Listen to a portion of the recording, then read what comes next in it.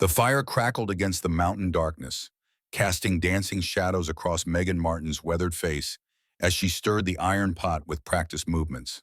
Steam rose in ghostly spirals, carrying the scent of wild herbs and something else, something that made the three men shift uneasily in their saddles just beyond the circle of light. Their horses snorted and stamped, sensing what their riders could not yet name. Thomas Phillips sat tallest among them, his broad shoulders silhouetted against the star-drunk sky. His weathered hands rested easy on his saddle horn, but his dark eyes never left the woman who moved with such deliberate grace around her small camp. There was something about her that pulled at him, something that whispered of secrets older than the mountains themselves. Stephen Powell muttered, his voice barely carrying over the night wind that sighed through the pines. Quote one, Jeremy Hernandez spat into the dirt, his lean face twisted with suspicion. Quote two, Thomas said nothing, but his gaze remained fixed on Megan as she ladled the steaming mixture into a wooden bowl. She had not acknowledged their presence, though he knew she was aware of them. A woman did not survive alone in these mountains without developing senses sharp as any predator's. She moved with the fluid confidence of someone who belonged to this wild place, who had made peace with its dangers and learned to speak its language. The pot bubbled and hissed, sending up another plume of aromatic steam. Megan lifted the bowl to her lips and drank deeply, her throat working in the firelight. When she lowered it, Thomas caught a glimpse of her eyes across the distance. They were the color of storm clouds, gray and deep and knowing. We should ride on, Stephen said, his voice tight with unease. Nothing good comes from lingering near her kind. But Thomas found himself dismounting, his boots hitting the rocky ground with solid authority. The movement was instinctive, driven by something he could not name. His companions called after him, their voices sharp with alarm, but he paid them no heed. His feet carried him forward, drawn by an invisible thread that seemed to connect him to the solitary figure by the fire. Megan looked up as he approached, her expression neither welcoming nor hostile. She simply watched him with those storm-gray eyes, waiting to see what manner of man he proved to be. The firelight played across her features, revealing a face marked by hardship but not broken by it. There was strength in the set of her jaw, wisdom in the lines around her eyes, and something else, something that made his chest tighten with an emotion he could not identify. Evening, he said, his voice rough from the cold mountain air. She nodded once, a gesture both acknowledgement and invitation. Evening. Behind him, his companions muttered among themselves, their horses dancing nervously. Thomas could feel their disapproval like a weight between his shoulder blades, but he remained where he was, drawn by the strange magnetism of this woman who lived alone in the wilderness. You're far from town, Megan observed, her voice carrying the faint accent of someone who had traveled far from her birthplace. So are you. A smile ghosted across her lips, there and gone so quickly he might have imagined it. This is my place now, has been for 3 years. 3 years. Thomas found himself wondering what had driven her to seek solitude in these unforgiving peaks. What sorrows or secrets had made the company of wolves and bears preferable to that of her own kind? The mountains were beautiful but harsh, offering their bounty only to those strong enough to take it and wise enough to respect their power. Dangerous country for a woman alone, he said, the words coming out more gently than he had intended. Dangerous country for anyone, she replied, but I manage. There was no boast in her tone, merely statement of fact. Looking at her small but well-ordered camp, at the neat stack of firewood and the carefully banked coals, Thomas believed her. This was not a woman playing at wilderness living. She had adapted, evolved, become something new in the crucible of isolation and necessity. Before we see how this ends, tell us where you are watching from and hype this video in the comments. The pot bubbled again, drawing his attention. The smell that rose from it was complex, layered with scents he recognized and others that remained mysterious. Wild mint and sage, certainly, but underneath lay something earthier, more primal. Medicine, Megan said, following his gaze, for the fever that's been working through the valley settlements. Thomas felt a chill that had nothing to do with the mountain air. Fever? Started 2 weeks ago in Cedar Falls. Spread to Millbrook 3 days later. Children mostly, but some adults too. She stirred the pot again, her movements precise and economical. The doctor from the county seat came through yesterday, lost 3 patients and gave up, said there was nothing more he could do. The implications hit Thomas like a physical blow. Cedar Falls was where they were headed, where his sister Evelyn Powell and her family had made their home. If the fever had reached there 2 weeks ago, if children were dying and the doctor had given up hope. "You said you had medicine," he said, his voice hoarse. Megan studied his face in the firelight, reading the sudden tension in his posture, the fear that had crept into his eyes. "I do, but it takes time to prepare properly. Can't be rushed." "How much time?" 2 days, maybe 3. The herbs need to steep, and the moon phase matters for the final brewing. Behind him, Stephen's voice cut through the night air. Quote 22. But Thomas remained where he was, his mind racing. If Evelyn's children were sick, if little James and Benjamin were among those suffering while the town doctor admitted defeat, then every hour mattered. Yet this woman spoke of moon phases and steeping times as if lives did not hang in the balance. "My sister's family lives in Cedar Falls," he said quietly. "Her boys, they're only 6 and 8 years old." Something shifted in Megan's expression, a softening around her eyes that made her seem suddenly younger, more vulnerable. Chapter 25, Quota 26. Megan was quiet for a long moment, staring into the fire as if seeking answers in its shifting depths. When she spoke again, her voice carried a weight of old pain. Quote 27. The past tense hung between them like a bridge neither dared to cross. Thomas felt the grief in her words, recognized the careful way she held herself against its weight. Whatever had brought her to these mountains, whatever had made her choose solitude over society, the loss of a child lay at its heart. He said carefully, quote 29, quote 30. She looked up at him then, her storm gray eyes holding his. Quote 31. The words hit him like stones, each one finding its mark in the soft places of his heart, where love and fear lived side by side. Evelyn had written to him only a month ago, her letter full of news about the boy's adventures and small triumphs. James had learned to read well enough to help his younger brother with letters. Benjamin had convinced his mother to let him keep a fox kit he had found orphaned in the woods. Normal, precious details of childhood that now seemed impossibly fragile. "I have to get to them," Thomas said, the words coming out harder than he intended. "Of course you do." Megan rose from her place by the fire, moving with that same fluid grace he had noticed before. "But riding through the night won't help anyone. Your horses are tired, and the trail down to the valley is treacherous in the dark. Better to rest here until dawn, than make good time when you can see where you're going." Stephen's voice came again, sharper now, with impatience. Quote 35. Thomas turned to face his companions, seeing their silhouettes dark against the star-filled sky. Jeremy sat hunched in his saddle, clearly eager to be away from this place and its solitary inhabitant. Stephen had moved his horse closer, his hand resting on the rifle scabbard at his knee. Both men radiated the kind of nervous energy that came from being in a place they did not understand, confronted by something that challenged their view of how the world should work. Quote 36. Thomas called back. Quote 37. Stephen replied. Quote 30. Quote 39. Thomas said, his voice carrying the authority of a man accustomed to command. Quote Jim. The silence that followed was heavy with unspoken tensions.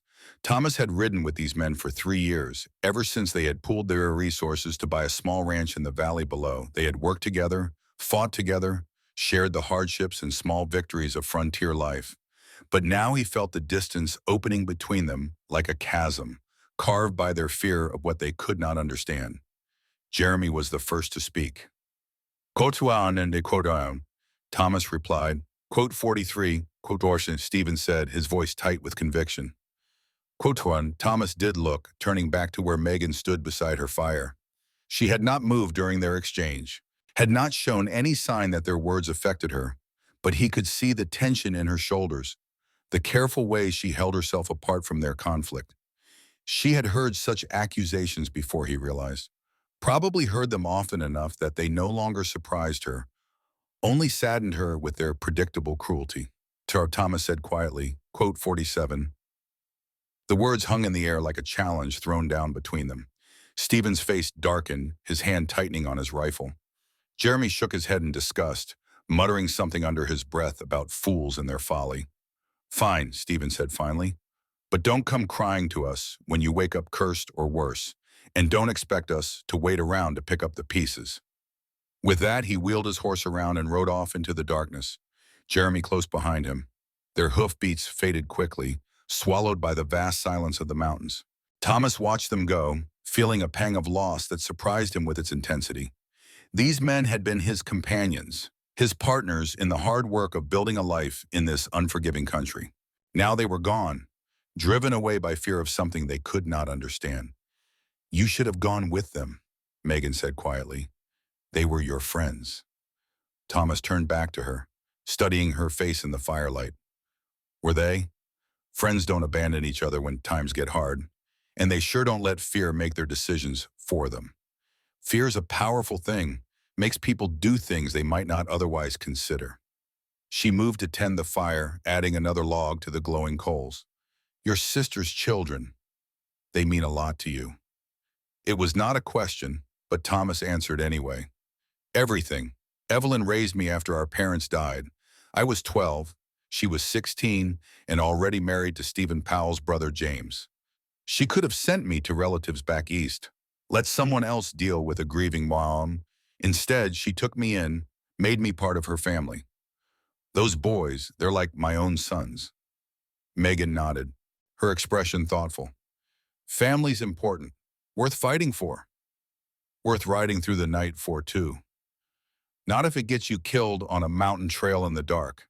Dead men don't help anyone, no matter how noble their intentions." She gestured toward a flat spot near the fire burner, where the ground looked soft enough for sleeping. "Rest here tonight. I'll wake you before dawn, and you can make better time than you would stumbling around in the dark." Thomas hesitated, torn between the urgency that drove him toward the valley and the practical wisdom of her words. His horse was indeed tired, having carried him up steep trails for most of the day. The path down to Cedar Falls was treacherous even in daylight, carved into cliff sides and prone to rock slides. In the dark, it would be suicide. "The medicine," he said, "you really think it would help them?"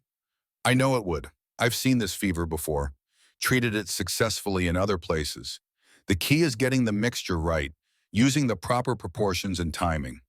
She stirred the pot in, releasing another cloud of aromatic steam. "But I won't lie to you about the time it takes. Some things can't be rushed, no matter how much we might want them to be."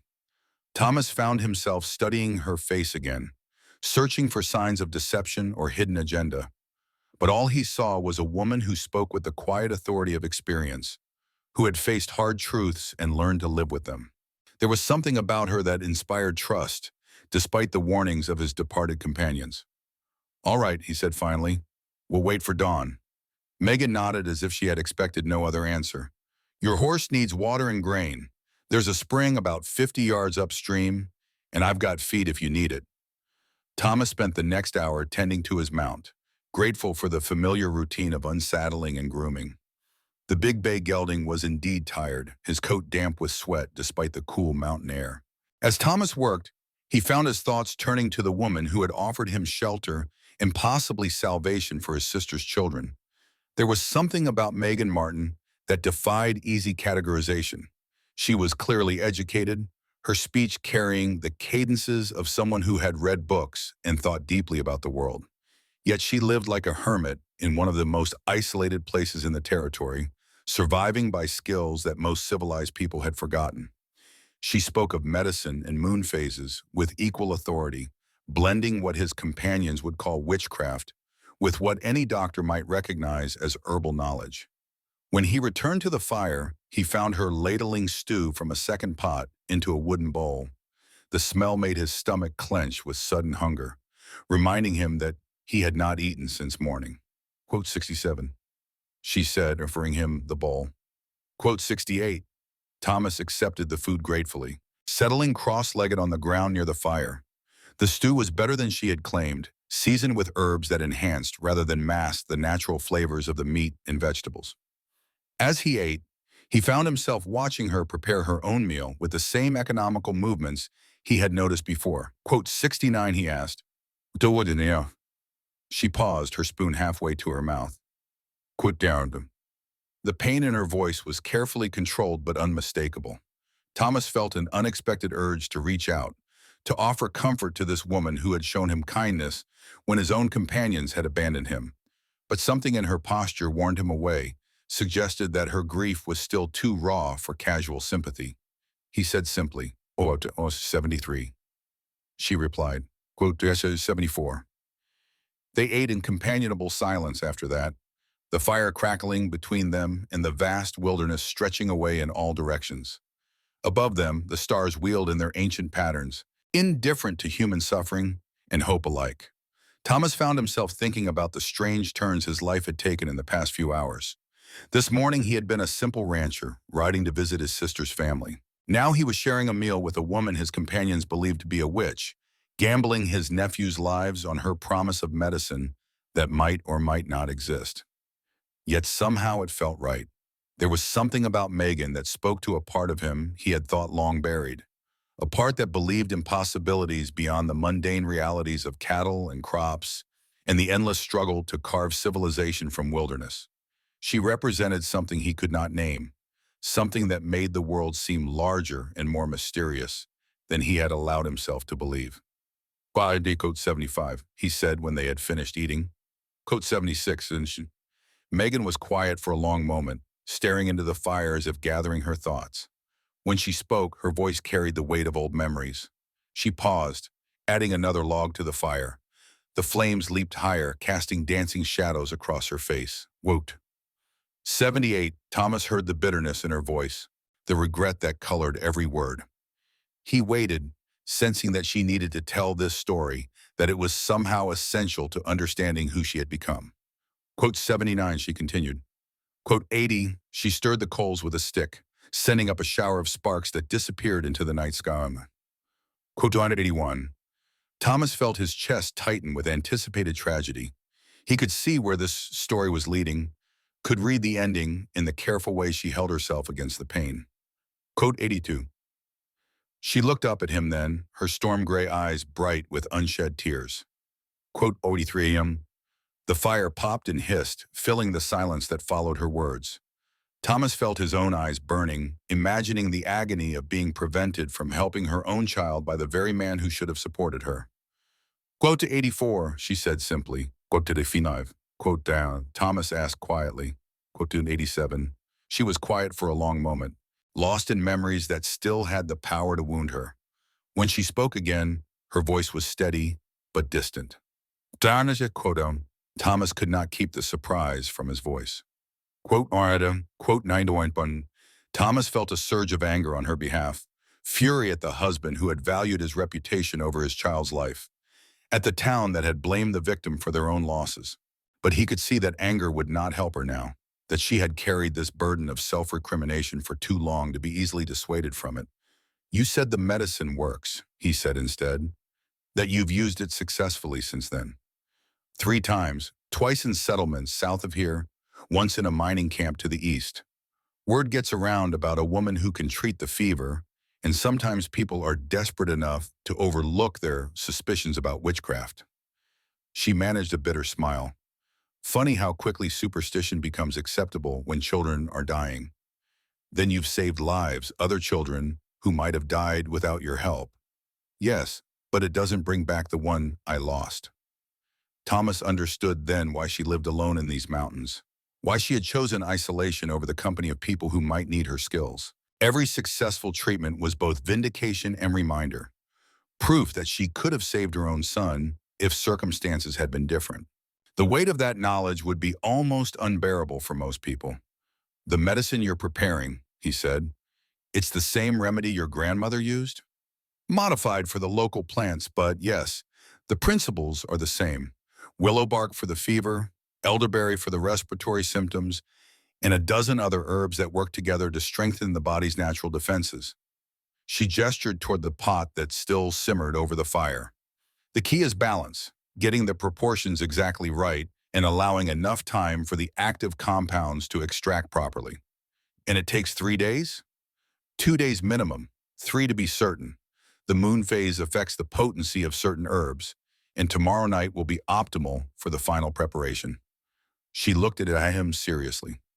I know that seems like an eternity when children are suffering, but a rushed remedy is often worse than no remedy at all. Too strong, and it can poison as easily as heal. Too weak, and it's useless against a fever this virulent. Thomas nodded, though every instinct screamed at him to demand faster action. The rational part of his mind recognized the wisdom in her words, but his heart wanted to race down the mountain immediately to be with his sister's family in their time of need. Quote 105, Megan said quietly. Quote 100. The offer surprised him. Quote 7, quote yen, she said simply. Quote 109. Thomas felt his chest tighten with an emotion he could not name.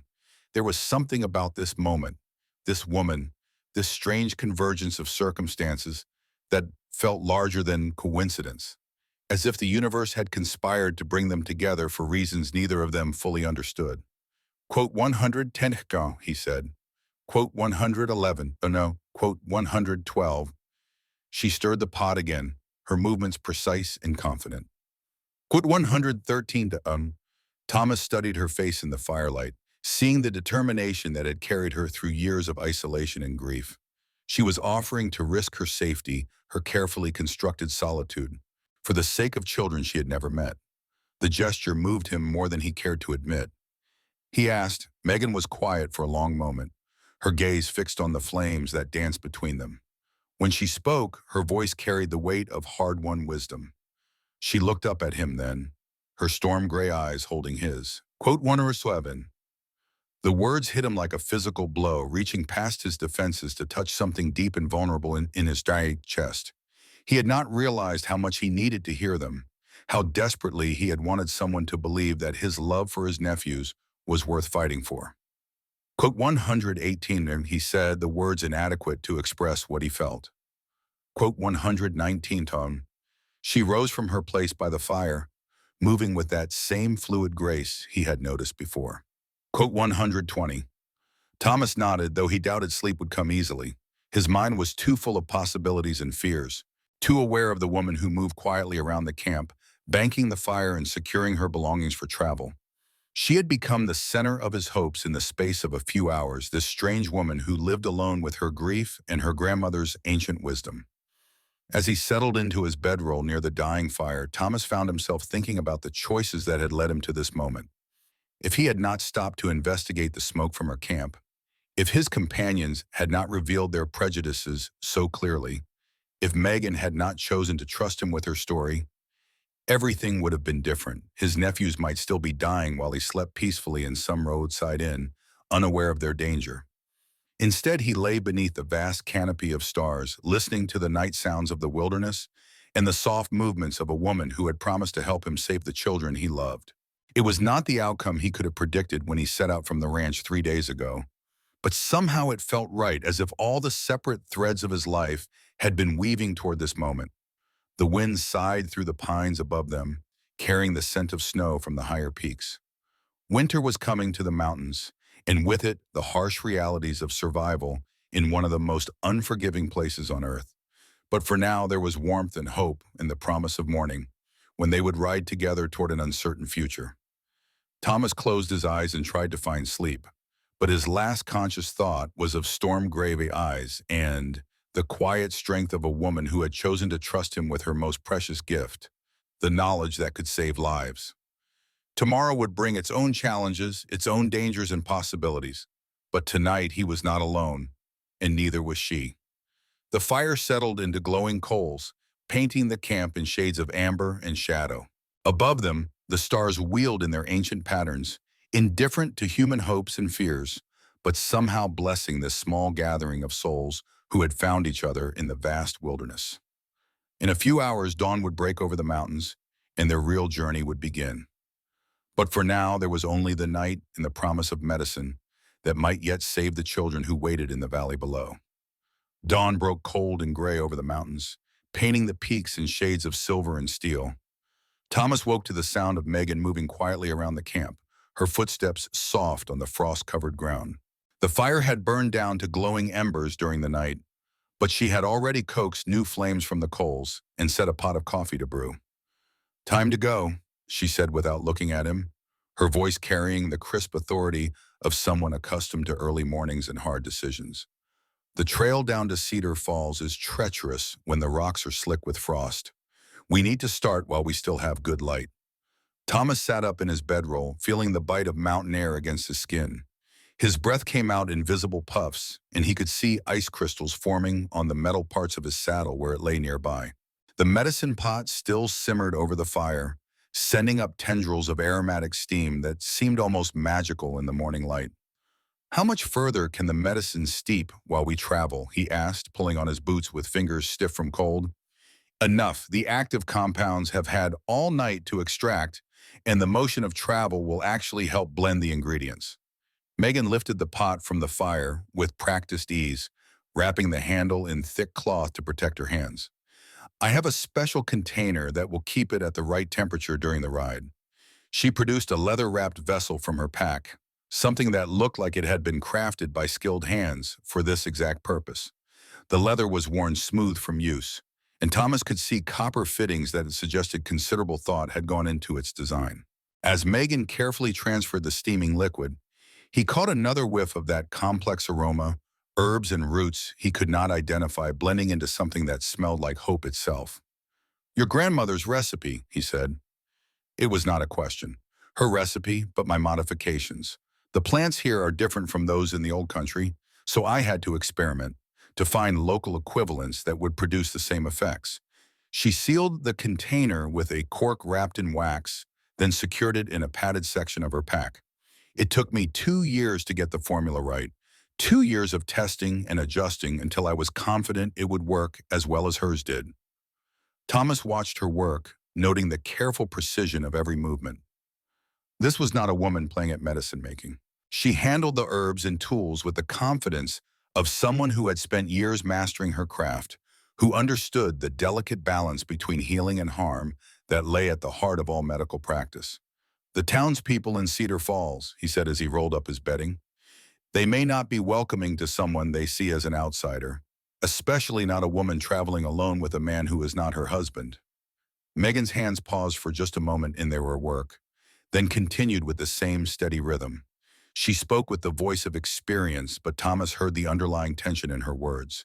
She was afraid, though she would not admit it. Afraid of the accusations that would follow her, the whispered words about witchcraft and unnatural powers. Afraid of reliving the rejection she had faced in her husband's town, when grief and guilt had driven her into the wilderness. "You do not have to do this," he said quietly.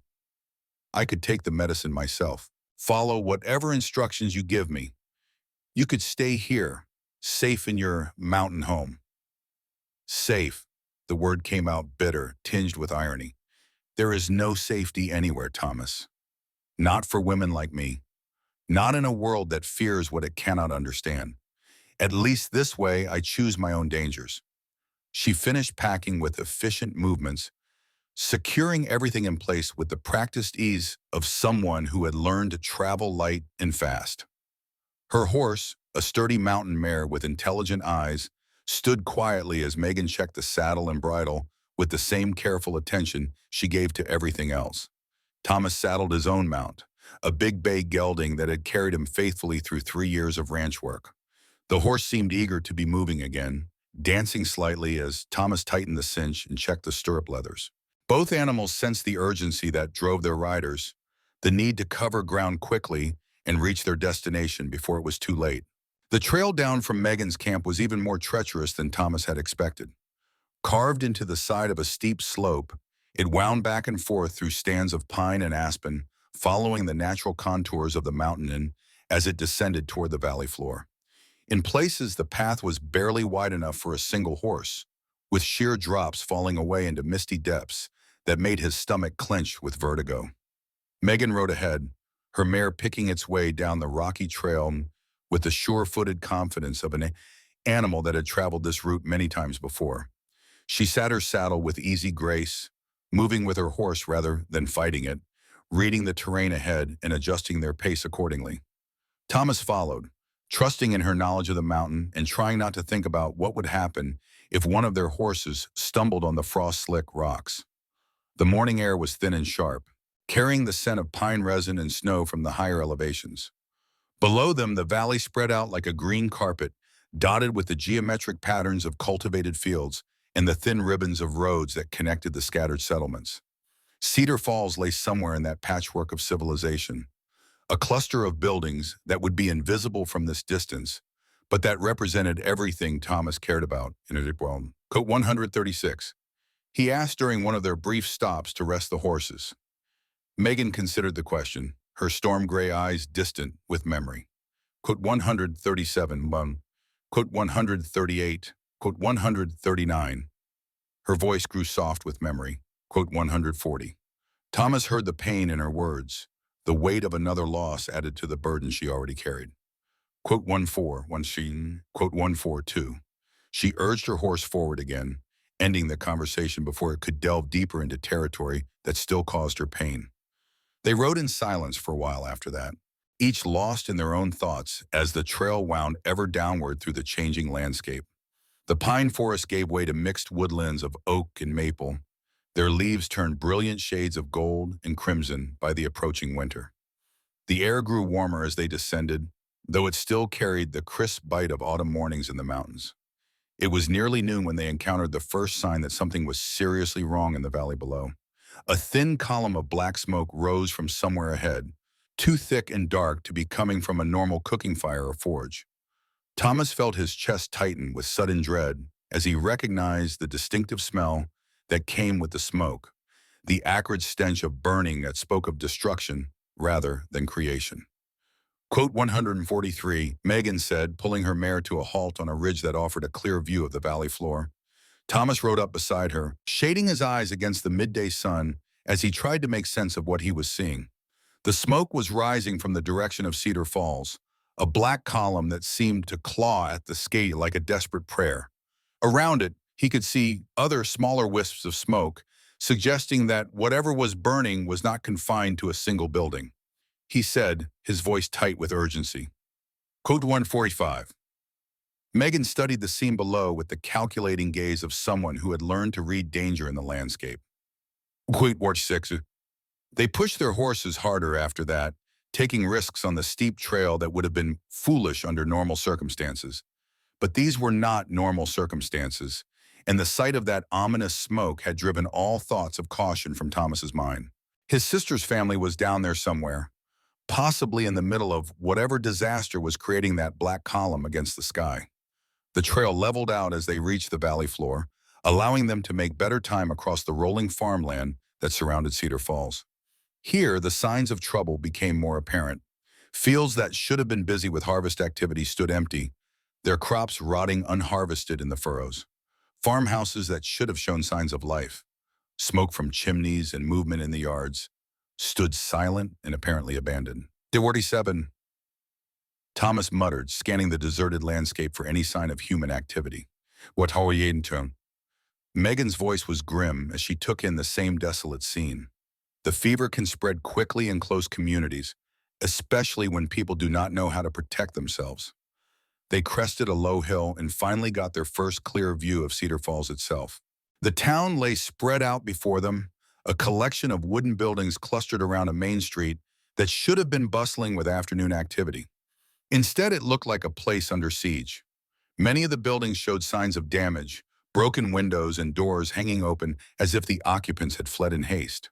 The source of the black smoke was clearly visible now, a large building near the center of town that was burning with the fierce intensity of a structure fire that had been left to burn unchecked.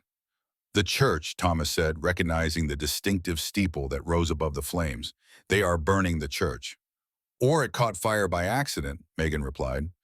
When people are sick and dying, normal maintenance gets neglected. A knocked-over lamp, an unattended stove, and a whole building can go up. But even as she spoke, Thomas could see figures moving around the burning building, people who seemed to be deliberately feeding the flames rather than fighting them. There was something ritualistic about their movements, something that suggested this was not an accidental fire, but a deliberate act of destruction. We need to find my sister, Thomas said, spurring his horse toward the town. They rode down the main street at a careful pace, both of them alert for signs of danger. The few people they saw scattered at their approach.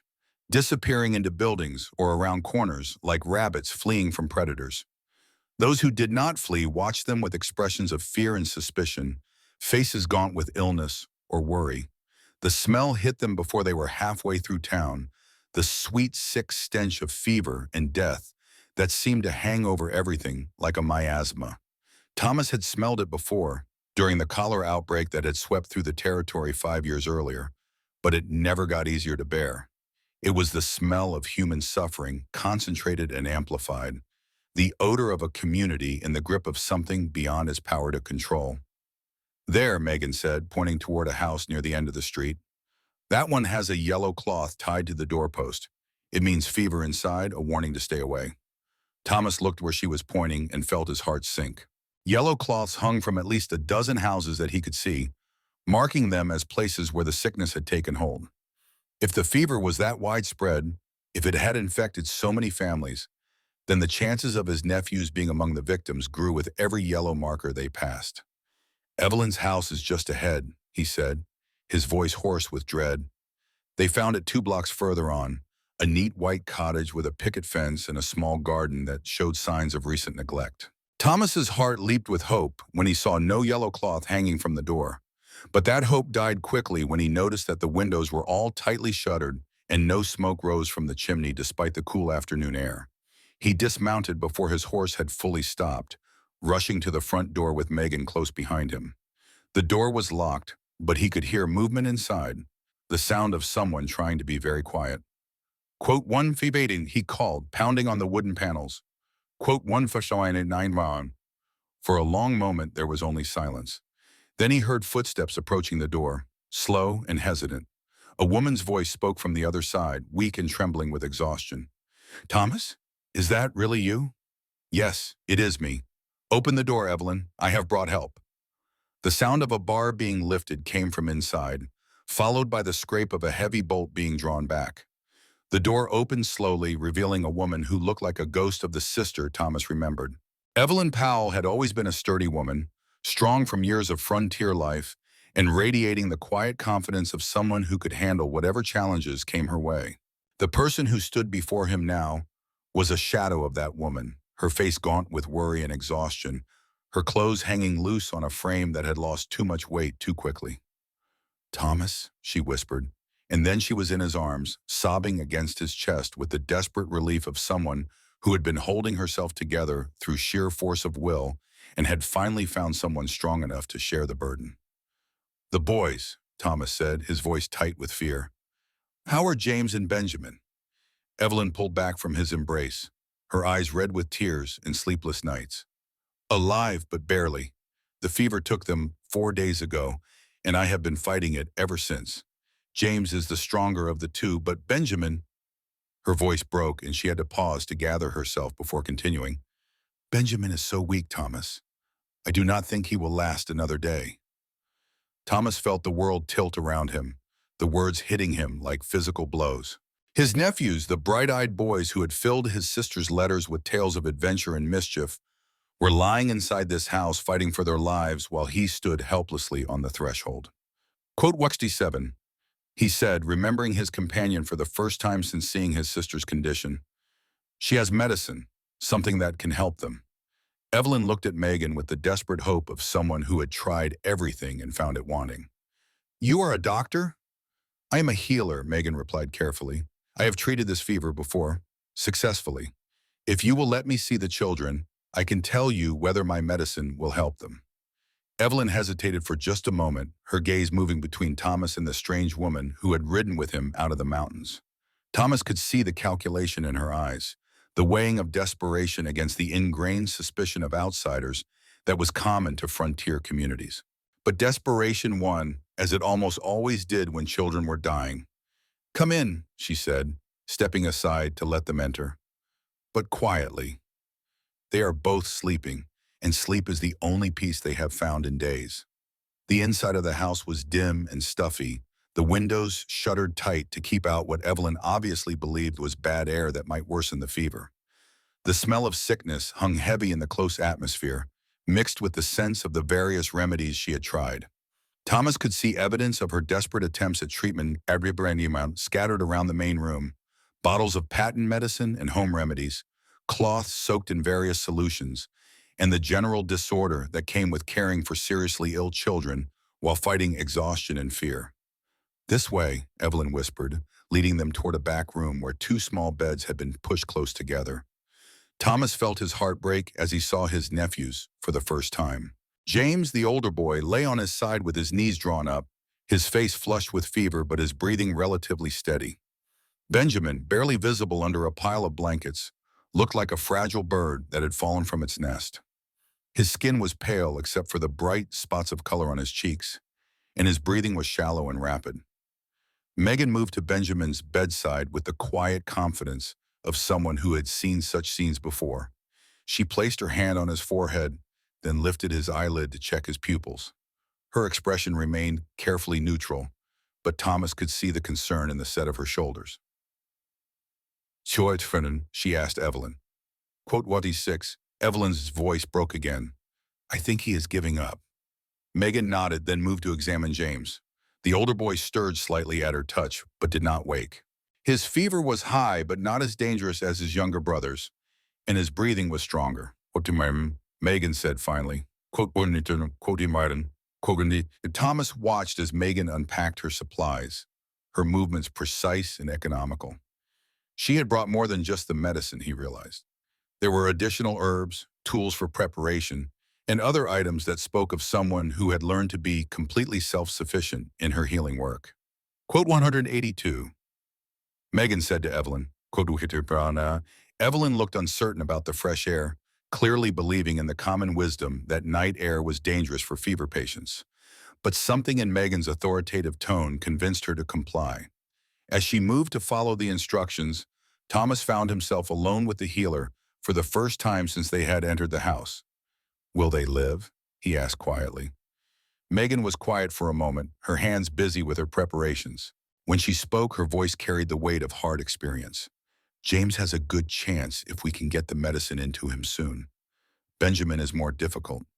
His body has been fighting this fever for too long, and he is exhausted. The medicine will help, but he needs more than that. He needs a reason to keep fighting." "What kind of reason?" "Hope, love, the knowledge that people care about him and want him to live. Sometimes that makes the difference between a child who recovers and one who does not." Thomas moved to Benjamin's bedside, looking down at the pale face that seemed so fragile against the white pillows. The boy had always been the gentler of the two brothers, the one who preferred books to roughhousing, who brought home injured animals and nursed them back to health. The irony that he was now the one fighting for his own life was not lost on Thomas. He said softly, taking the small hand that lay limp on the blankets. The boy's eyelids fluttered slightly, but he did not wake. His hand felt hot and dry in Thomas's grip, like paper that might crumble at the slightest pressure. But there was still life there, still a spark of the spirit that had made Benjamin such a joy to be around. Evelyn returned with a pot of boiling water, moving with the careful precision of someone who had learned to function despite exhaustion. Megan took the pot and began adding measured amounts of her prepared herbs, stirring the mixture with a wooden spoon that she produced from her pack. She said, Evelyn recited a litany of desperate measures, from patent medicines bought at enormous expense from traveling salesmen to folk remedies passed down through generations of frontier families. She had tried everything she could think of, everything that neighbors and friends had suggested, but nothing had made any real difference. The fever had continued its relentless course, burning through her children's bodies like a wildfire that could not be contained. "None of those treatments would have helped," Megan said gently. "This fever requires specific herbs in precise combinations. You could not have known that, and you should not blame yourself for trying everything available to you." "The doctor came through 3 days ago," Evelyn said, her voice bitter with remembered disappointment. "He looked at the boys for maybe 5 minutes, prescribed some laudanum for the pain, and told me to keep them comfortable. Said there was nothing more medical science could do." Thomas felt anger flare in his chest at the thought of a trained physician giving up so easily, abandoning sick children because their illness did not respond to conventional treatments. It was the same kind of rigid thinking that had cost Megan her own son, the refusal to consider alternatives when established methods failed. "Medical science has its limitations," Megan said diplomatically, But there are other kinds of knowledge, older ways of understanding how the body heals itself. Sometimes those older ways work when newer ones fail. She tested the temperature of the herbal mixture with her finger, then nodded with satisfaction. This is ready. We start with James since he is stronger. If he can keep it down and shows improvement, we will know it is safe to give to Benjamin. Thomas watched as she poured a small amount of the steaming liquid into a cup, then added what looked like honey to sweeten it. The smell that rose from the mixture was complex and earthy, reminiscent of forests after rain and growing things reaching toward sunlight. James, Megan said softly, sitting on the edge of his bed, I need you to wake up and drink something for me. It will help you feel better. The boy's eyes opened slowly, unfocused and bright with fever. He looked at Megan without recognition, then turned his gaze to Thomas with a confused frown. James struggled to sit up, his movements weak and uncoordinated. Megan supported him with one arm while holding the cup to his lips with her other hand. She instructed. The boy managed to drink about half the cup before his stomach rebelled, sending him into a coughing fit that left him gasping and exhausted. But he kept the medicine down, which Megan seemed to consider a good sign.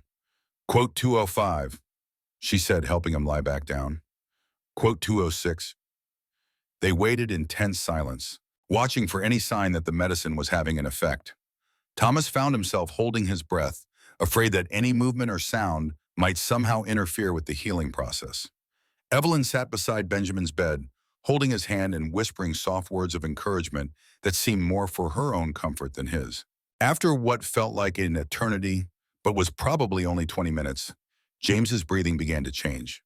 The harsh, labored quality that had characterized it since they arrived started to ease, becoming deeper and more regular. The flush of fever on his cheeks seemed less intense, though that might have been wishful thinking. But Hazard of 7, Megan said quietly. Quote 208. Thomas felt a surge of hope so intense it was almost painful. If the medicine could help James, if it could pull him back from the brink of serious illness, then there was reason to believe it might save Benjamin as well. But even as that hope bloomed in his chest, he could see that the younger boy's condition had not improved. If anything, he looked more fragile than before, his breathing even more shallow and rapid. Now we try Benjamin, Megan said, preparing another cup of the herbal mixture. But his case is more difficult.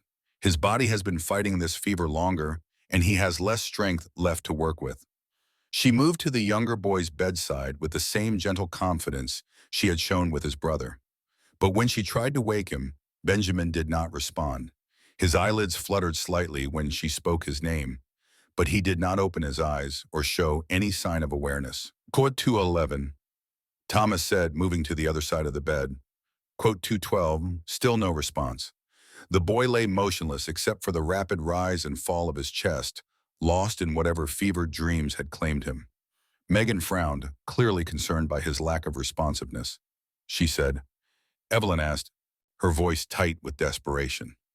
Quote 216. Megan nodded grimly. Quote 217.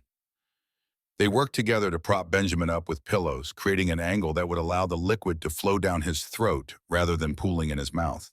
Megan used a small spoon to place tiny amounts of the medicine on his tongue, waiting between each dose to make sure he swallowed reflexively. It was agonizingly slow work, requiring patience and delicate timing that tested everyone's nerves. But gradually they managed to get nearly half a cup of the medicine into him without any signs of choking or distress. When they finally laid him back down, all three adults were exhausted from the concentration required.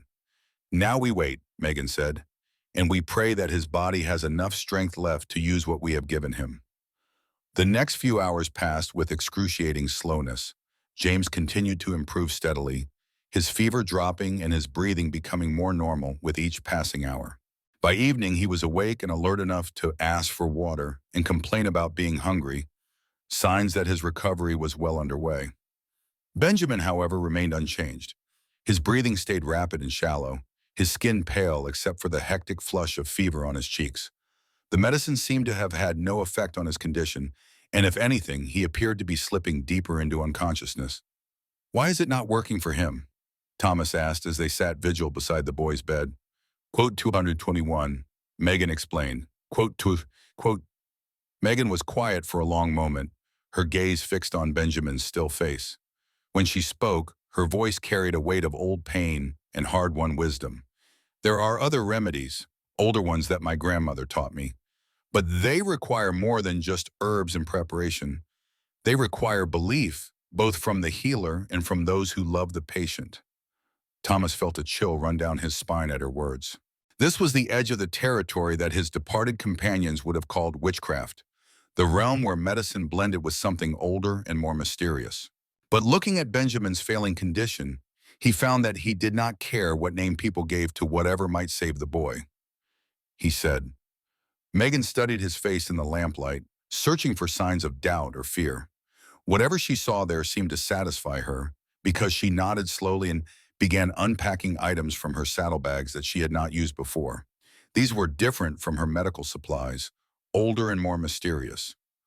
Thomas saw carved wooden implements, small bundles of herbs tied with colored thread, and a collection of smooth stones that seemed to glow with their own inner light. Quote tos, he asked. Quote Tyan, Megan arranged the items on a small table with ritualistic precision. Quote Tyan, quote Twanded, quote Torrent, she looked at Evelyn, who had been listening to their conversation with growing alarm. Quote Chirtum, Evelyn's face was pale with uncertainty, torn between her desperate need to save her son and her fear of whatever unorthodox methods Megan was proposing. Is this witchcraft? Are you asking me to damn my soul to save my child? I am asking you to open your heart to possibilities beyond what you have been taught to believe. Megan replied gently. Your God gave us the plants and the knowledge to use them. He also gave us love, which is the most powerful force for healing in the universe. What I do simply combines these gifts in ways that work. Thomas watched the struggle play out on his sister's face, seeing the moment when maternal love overcame religious fear.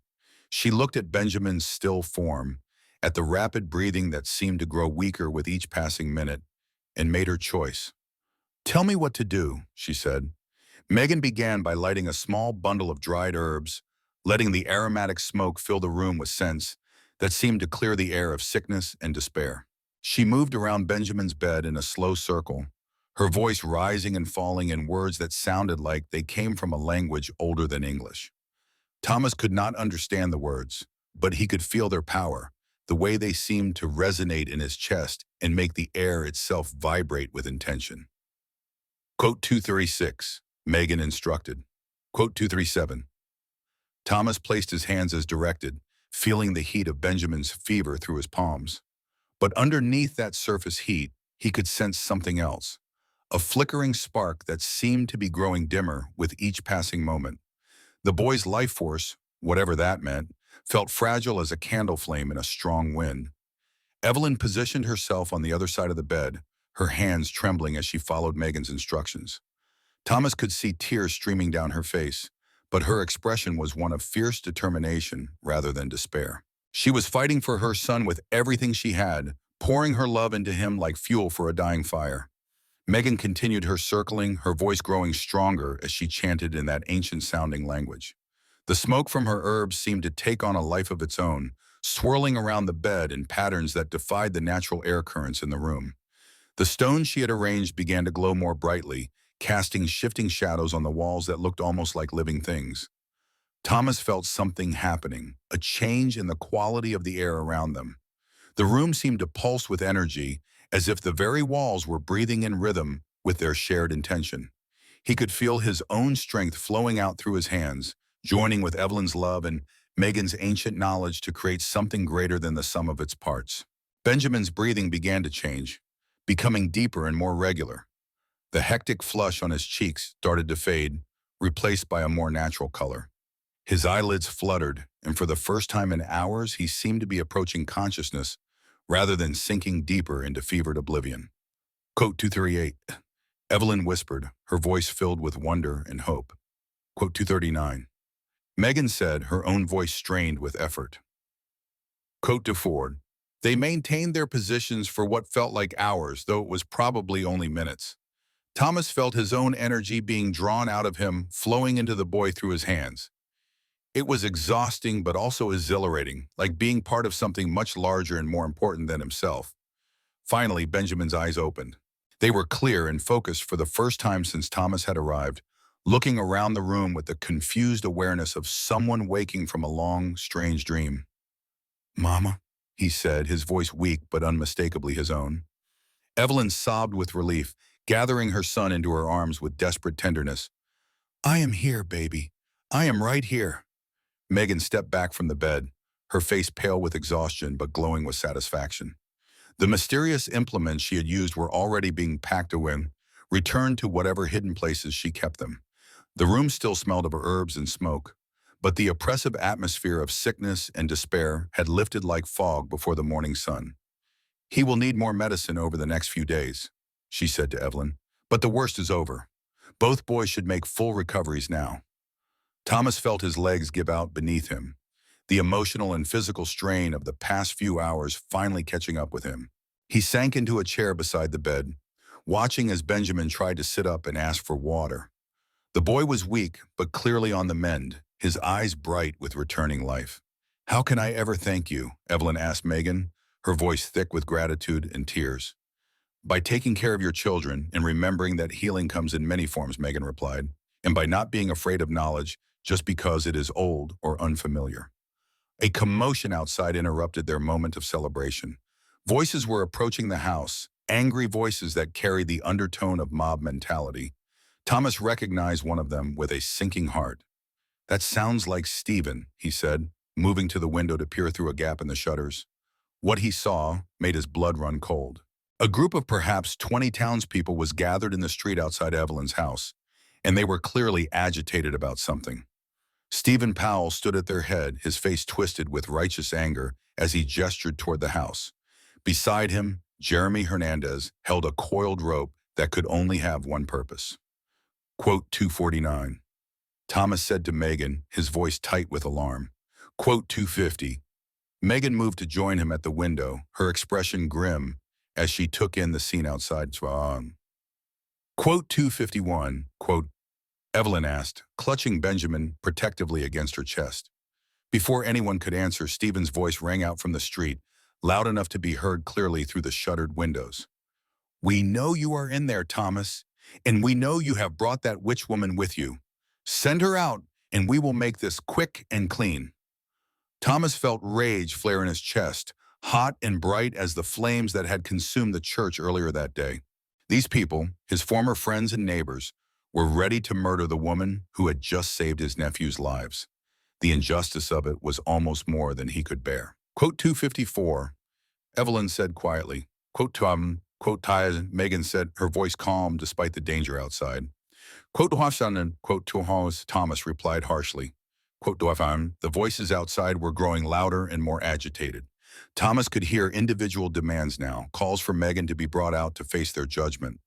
Someone mentioned burning, and another voice suggested hanging. The mob was working itself into the kind of frenzy that ended with violence regardless of guilt or innocence. Quote 260, Stephen's voice came again. "You have 1 minute to send that witch out here, or we are coming in to get her. Do not make this harder than it has to be." Thomas looked at Megan, seeing the resignation in her storm gray eyes. She had faced this before, he realized. Maybe not exactly this situation, but the fear and hatred that drove it. She had been preparing for this moment ever since she chose to come down from her mountain sanctuary to help strangers who meant nothing to her. "Why did you really come with me?" he asked suddenly.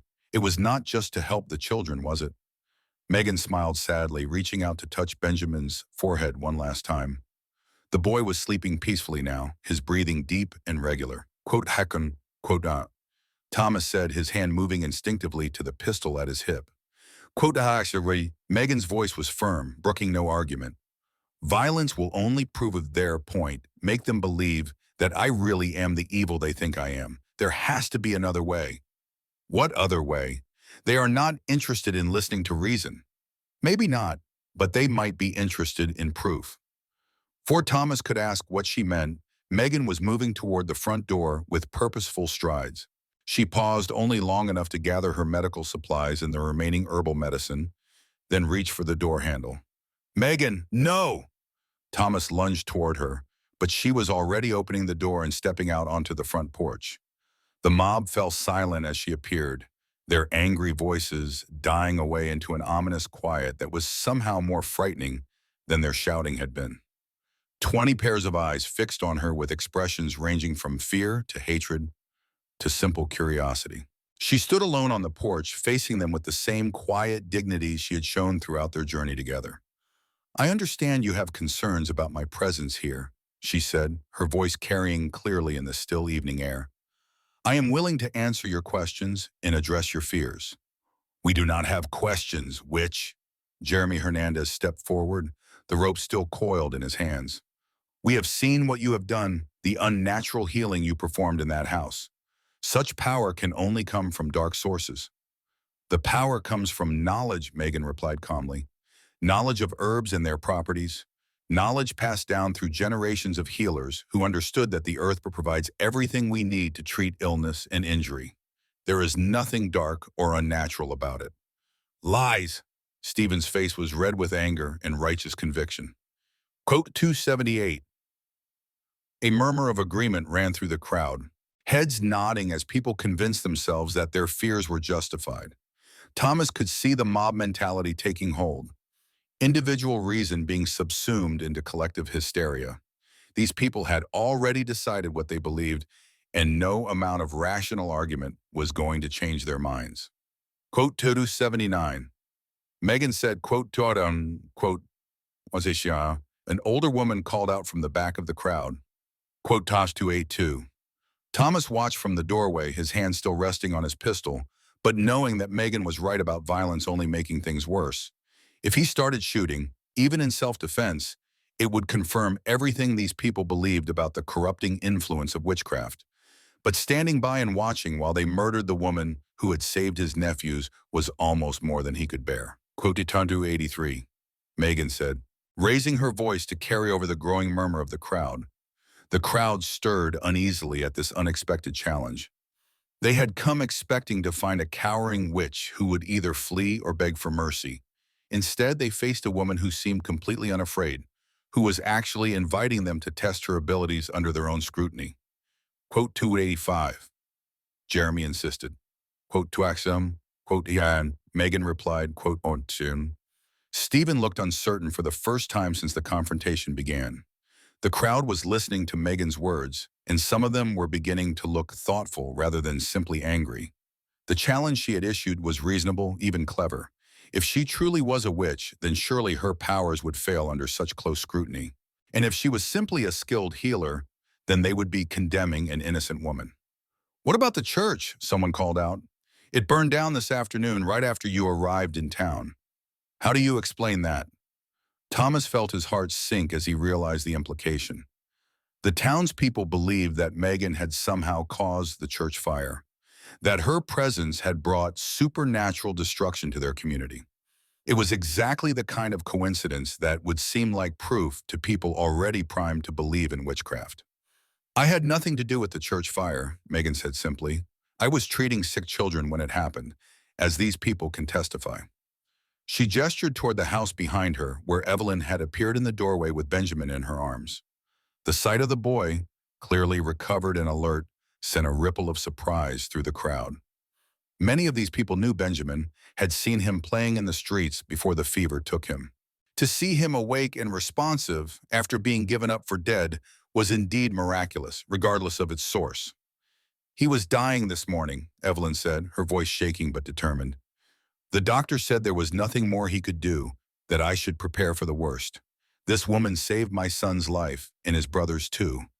Whatever you think about her methods, you cannot argue with the results." "Witchcraft," Jeremy spat. "She has bewitched you all, made you see what she wants you to see." But his words lacked conviction now, and Thomas could see doubt creeping into the faces of the crowd. The evidence of their own eyes was hard to dismiss, especially when it came in the form of a healthy child who had been at death's door only hours before. Quote 297. Megan said, pressing her advantage. Quote 29. The crowd was wavering now, torn between their ingrained fears and the compelling evidence before them. Thomas could see the moment when the mob began to transform back into a collection of individuals, each wrestling with their own doubts and hopes. Then a new voice cut through the tension, young and clear, and filled with desperate urgency. A girl of perhaps 14 pushed through the crowd, her face streaked with tears and her clothes disheveled from running. Quote 300, Titian. The girl's plea hung in the air like a challenge thrown down between the forces of fear and hope. Thomas watched the faces of the crowd, seeing the calculation in their eyes as they weighed their suspicions against the possibility of saving another child. "What is your name?" Megan asked gently. "Francis Stewart.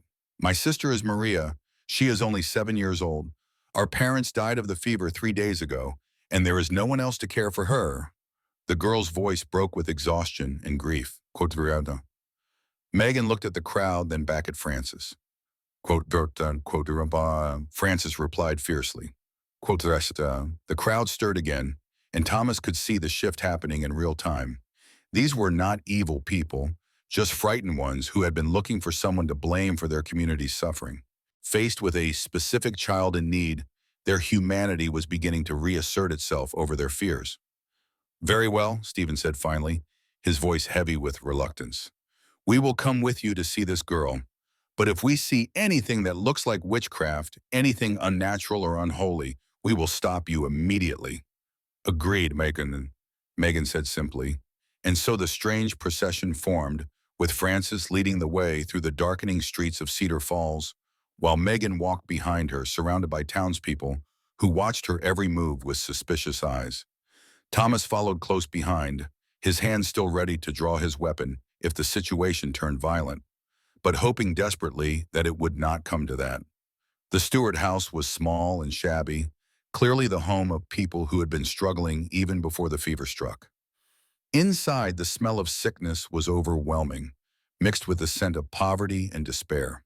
Maria Stewart lay in a bed that was too big for her small frame, her breathing so shallow it was barely visible. "How long has she been like this?" Megan asked, kneeling beside the bed while the crowd pressed close around her. "Since this morning. She was fighting yesterday, crying and calling for our mother. But today she just lies there, like she has given up." Frances knelt on the other side of the bed, taking her sister's limp hand in both of hers. Megan began her examination under the watchful eyes of 20 suspicious townspeople. Every movement scrutinized for signs of deception or supernatural influence. She checked the girl's pulse, her breathing, the color of her skin and eyes, all with the same careful precision Thomas had seen her use with his nephews. "She is very sick," Megan said finally. "Sicker than the boys were, and she has been fighting longer. I can try to help her, but I need to prepare the medicine properly. That means using herbs and methods that may seem strange to you." "Do what you must," Frances said. "Just please try." Megan began unpacking her supplies, explaining each item as she removed it from her bag. Willow bark for the fever, elderberry for her breathing, wild ginger to settle her stomach so she can keep the medicine down. These are all plants that grow in your own woods, nothing exotic or mysterious. She prepared the herbal mixture in full view of the crowd, measuring each ingredient carefully and explaining its purpose. Thomas could see some of the tension leaving the faces around him as people realized that what they were witnessing was not supernatural, but simply a different kind of medical knowledge. "Now I need to get this into her," Megan said, testing the temperature of the finished medicine. "But she is unconscious, which makes it dangerous. I need someone to help me position her properly." Frances immediately moved to help, following Megan's instructions to elevate her sister's head and support her neck. The process of getting the medicine into the unconscious girl was slow and delicate, requiring patience and skill that impressed even the most suspicious observers. "What happens now?" Stephen asked, his voice less hostile than before. "Now we wait," Megan replied, "and we hope that her body has enough strength left to use what I have given her." The waiting was agony for everyone in the room. Frances held her sister's hand and whispered soft encouragements. The townspeople shifted restlessly, torn between hope and continued suspicion. Thomas found himself praying to a God he had not spoken to in years, begging for the life of a child he had never met. After what felt like hours but was probably only 30 minutes, Maria's breathing began to change. It became deeper, more regular, losing the rapid, shallow quality that had marked her decline. Color started to return to her pale cheeks, and her eyelids began to flutter as if she were dreaming. "Is it working?" Frances whispered, afraid to hope. I think so, Megan replied carefully. But she is not out of danger yet. The medicine needs time to take full effect. Another 20 minutes passed before Maria's eyes finally opened. They were unfocused at first, confused by the crowd of faces staring down at her. But when her gaze found Frances, recognition dawned in her expression. Quote 325. She said, her voice weak but clear. Quote 326. Frances burst into tears of relief, gathering her little sister into a careful embrace. Around them, the crowd stirred with a mixture of wonder and uncertainty. They had witnessed something that defied their understanding, but it was clearly healing, rather than harm. Quote 327, Megan asked the girl gently. Quote 328, Maria looked around at all the strange faces with curiosity rather than fear. Quote 329, quote 330. Megan explained, quote 331, quote 332. The simple, innocent gratitude of the child seemed to break something in the crowd. Thomas could see the last of their hostility draining away, replaced by shame and wonder in equal measure. They had come here ready to commit murder, convinced that they were protecting their community from evil. Instead, they had witnessed the saving of a child's life. I owe you an apology, Stephen said finally, his voice rough with emotion. We all do. We let fear make us stupid, made us ready to hurt someone who only wanted to help. Fear is understandable when people are dying and you do not know why, Megan replied graciously. But it should never be allowed to overcome compassion. Teach us, Frances said suddenly. Teach us how to make this medicine, how to recognize the herbs and prepare them properly. If more children get sick, we need to be able to help them ourselves. Megan looked surprised by the request. You would trust me to teach you what I know? After what you just did for Maria, I would trust you with anything. Frances looked around at the crowd, many of whom were nodding in agreement. We have been so afraid of knowledge, we did not understand that we nearly lost children who could have been saved. That cannot happen again. It will take time, Megan warned. This kind of healing cannot be learned in a day or a week. It requires understanding not just which herbs to use, but when and how and in what combinations. It requires patience and careful observation and the willingness to keep learning even when you think you know everything. We have time, Stephen said, and we have motivation. The fever could come back, or other sicknesses could strike. We need someone here who knows how to fight them. Thomas felt something shift in the atmosphere of the room, a transformation that went beyond the simple resolution of immediate danger. These people were not just accepting Megan's help, they were asking her to become part of their community. After 3 years of isolation and grief, she was being offered a chance to belong somewhere again. Quote 346, an older man said from the back of the crowd. Quote 347, quote 348, Megan said simply. Quote 349, quote 350, Frances said immediately. Quote 351, quote 352, Stephen added, and Thomas heard the genuine commitment in his voice. Quote 353. The next few hours passed in a blur of organized activity. Megan divided the townspeople into groups, some to gather the herbs she needed from the surrounding woods, others to prepare the clean water in proper containers for brewing the medicine. She taught them how to recognize the plants they needed, how to harvest them at the right time and in the right way. Thomas found himself working alongside people who had been ready to hang him as a witch's accomplice only hours before. The transformation was remarkable. Fear and suspicion replaced by shared purpose and determination. Children's lives were at stake, and suddenly nothing else mattered. By dawn, they had prepared enough medicine to treat every fever case in the town. Megan led teams of volunteers from house to house, teaching them how to administer the treatment and what signs to watch for. In each home, they found desperate families who welcomed their help with gratitude that brought tears to Thomas's eyes. The results were dramatic and swift. Within hours, children who had been given up for dead were sitting up and asking for food.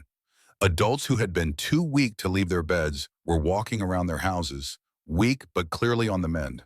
The fever that had terrorized Cedar Falls for weeks was finally being defeated. How many do you think we saved? Thomas asked, as he and Megan took a brief rest outside the last house they had visited. 15, maybe 20. It is hard to say exactly because some of them would have recovered on their own eventually, but several were close to death when we reached them.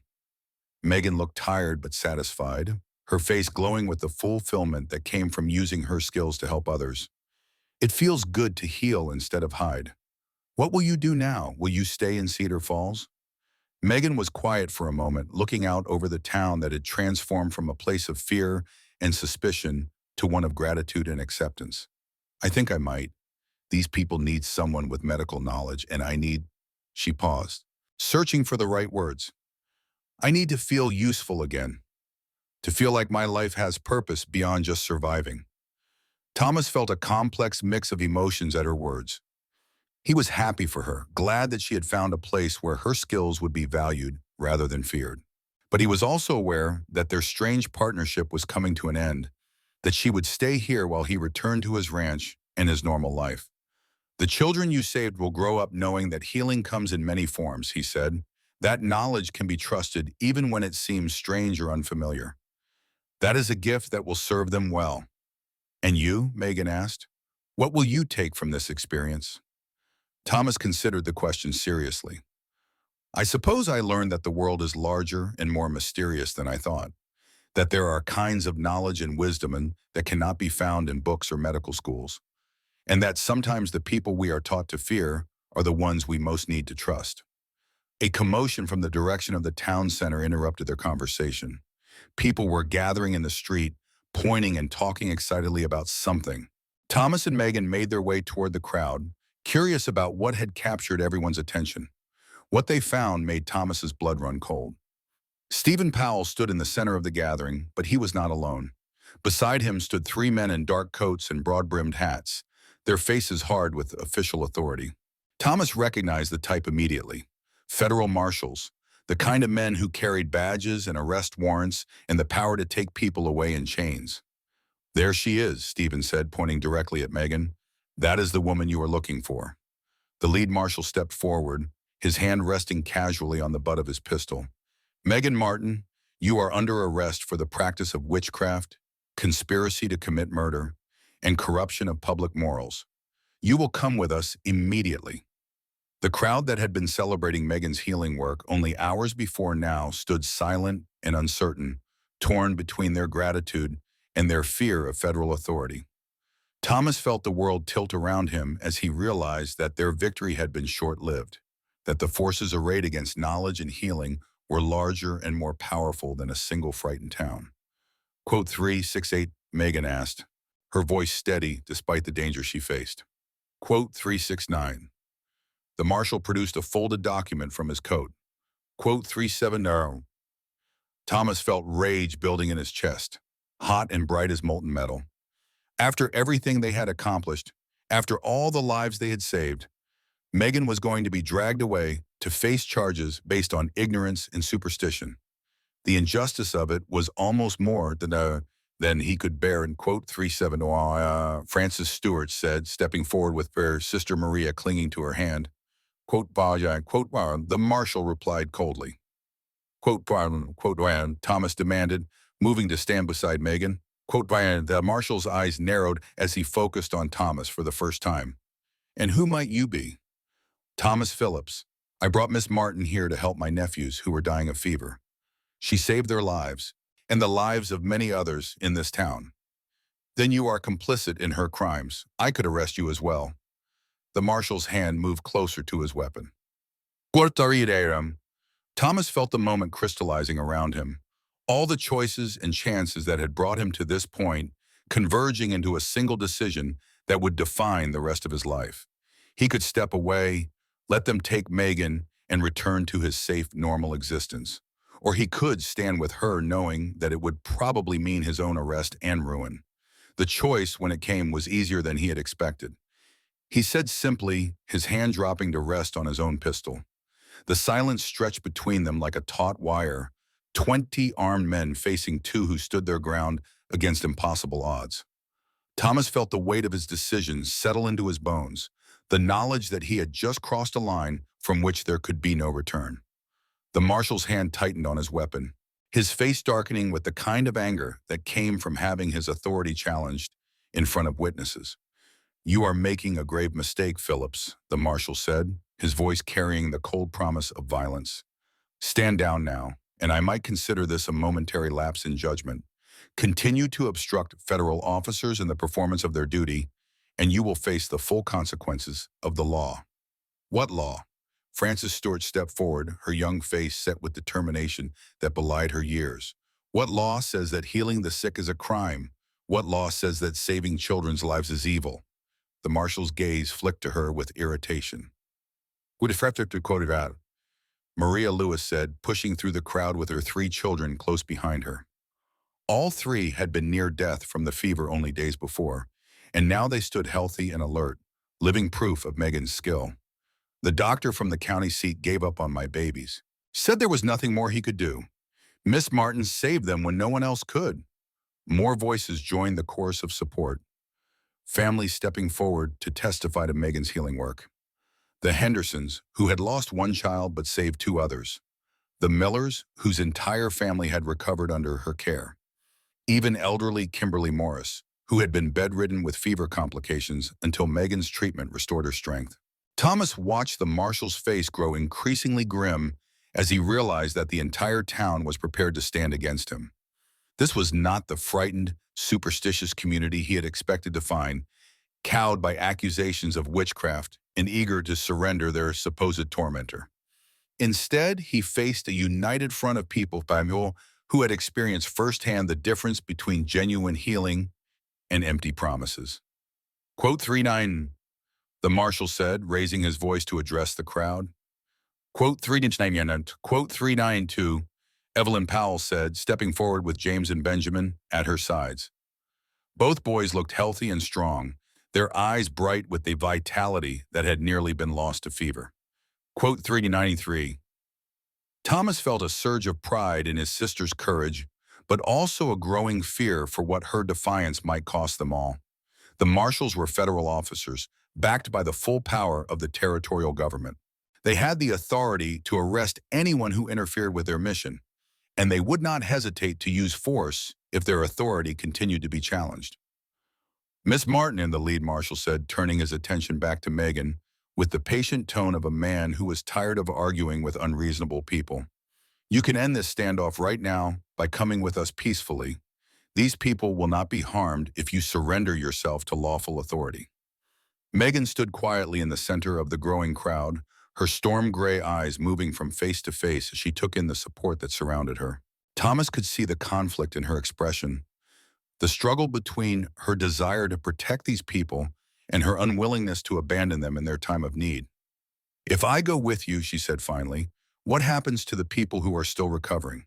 What happens when the fever returns or when other sicknesses strike this community? Will your territorial government send doctors to replace the knowledge you are taking away? That is not our concern, the marshal replied coldly. Our job is to enforce the law, not to provide medical care to frontier settlements. Then you are asking me to abandon people who depend on me, to leave them defenseless against diseases that I know how to treat. Megan's voice carried a quiet authority that seemed to resonate in the still air. Quote 401 bomb. The marshal's patience finally snapped. His hand moved to his weapon in a smooth practice motion, the metal clearing leather with the whisper of well-oiled steel. Then you choose to resist arrest, and you will face the consequences of that choice. Thomas's own pistol was in his hand before conscious thought could intervene, the familiar weight of it steady against his palm. Around them, the crowd stirred with nervous energy, ordinary citizens caught between their gratitude to Megan and their fear of federal authority.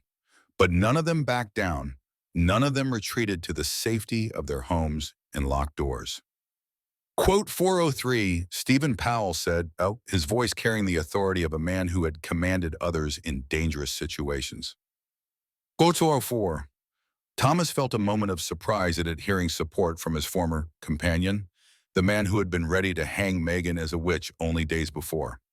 But Stephen's face showed only grim determination, the look of someone who had recognized his own mistakes and was prepared to make amends for them. And you have no authority here, Powell, the marshal snarled.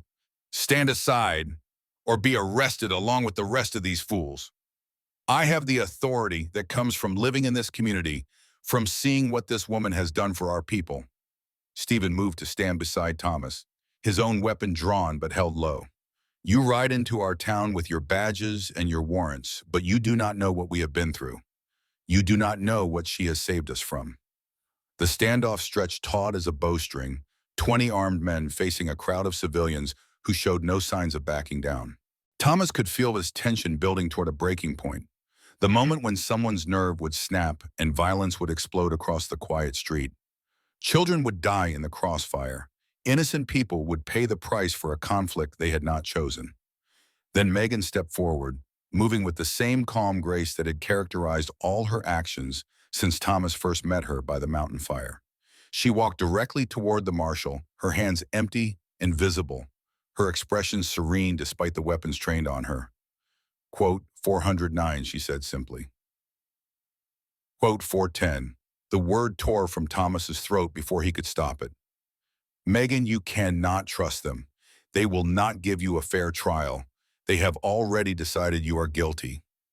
She turned to look at him, her storm gray eyes holding his with an intensity that seemed to convey volumes of unspoken communication. Some things are more important than personal safety. Thomas, these people need to know that healing is not a crime, that knowledge should be shared rather than feared. If my arrest brings attention to that truth, then perhaps some good can come from it. They will hang you, Frances Stewart said, her young voice breaking with emotion. They will call you a witch and hang you, and there will be no one left to teach us what you know. Megan smiled sadly, reaching out to touch the girl's face with gentle fingers.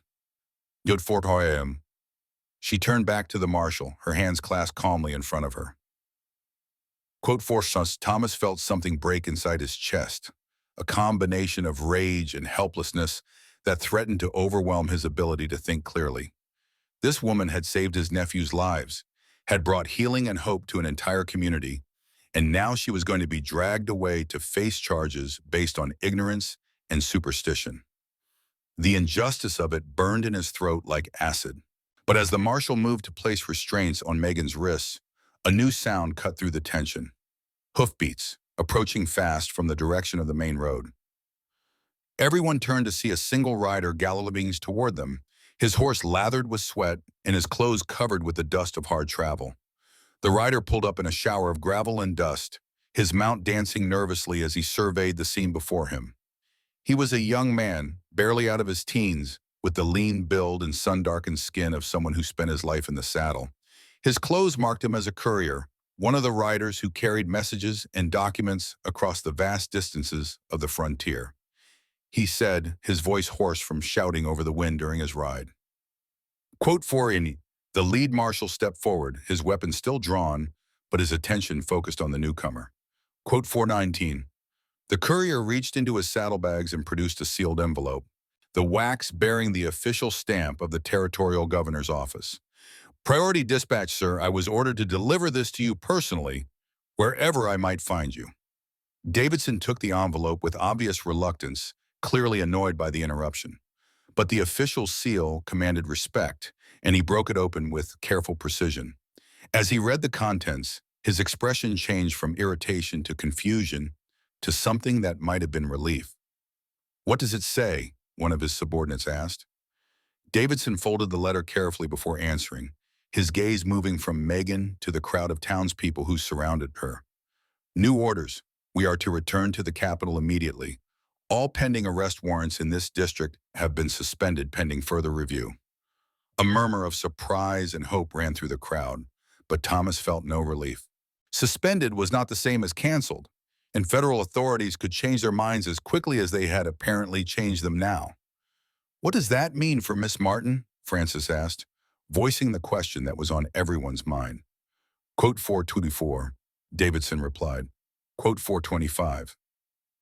The marshal holstered his weapon with obvious reluctance, his face dark with frustrated authority. He ordered his men. As the federal officers began to disperse, heading toward their horse with the sullen efficiency of men whose mission had been interrupted, Thomas felt the tension in his shoulders begin to ease. But the relief was temporary, overshadowed by the knowledge that this reprieve might be short-lived. Quote 428, he asked the courier, who was watering his exhausted horse at the town trough. The young man shrugged, clearly as puzzled as everyone else. Quote 429 Thomas exchanged glances with Megan, seeing his own cautious hope reflected in her eyes. Perhaps someone in authority had finally recognized the difference between genuine healing and the supernatural accusations that had been leveled against her. Or perhaps this was simply a political maneuver, a temporary delay, while more powerful forces decided her ultimate fate.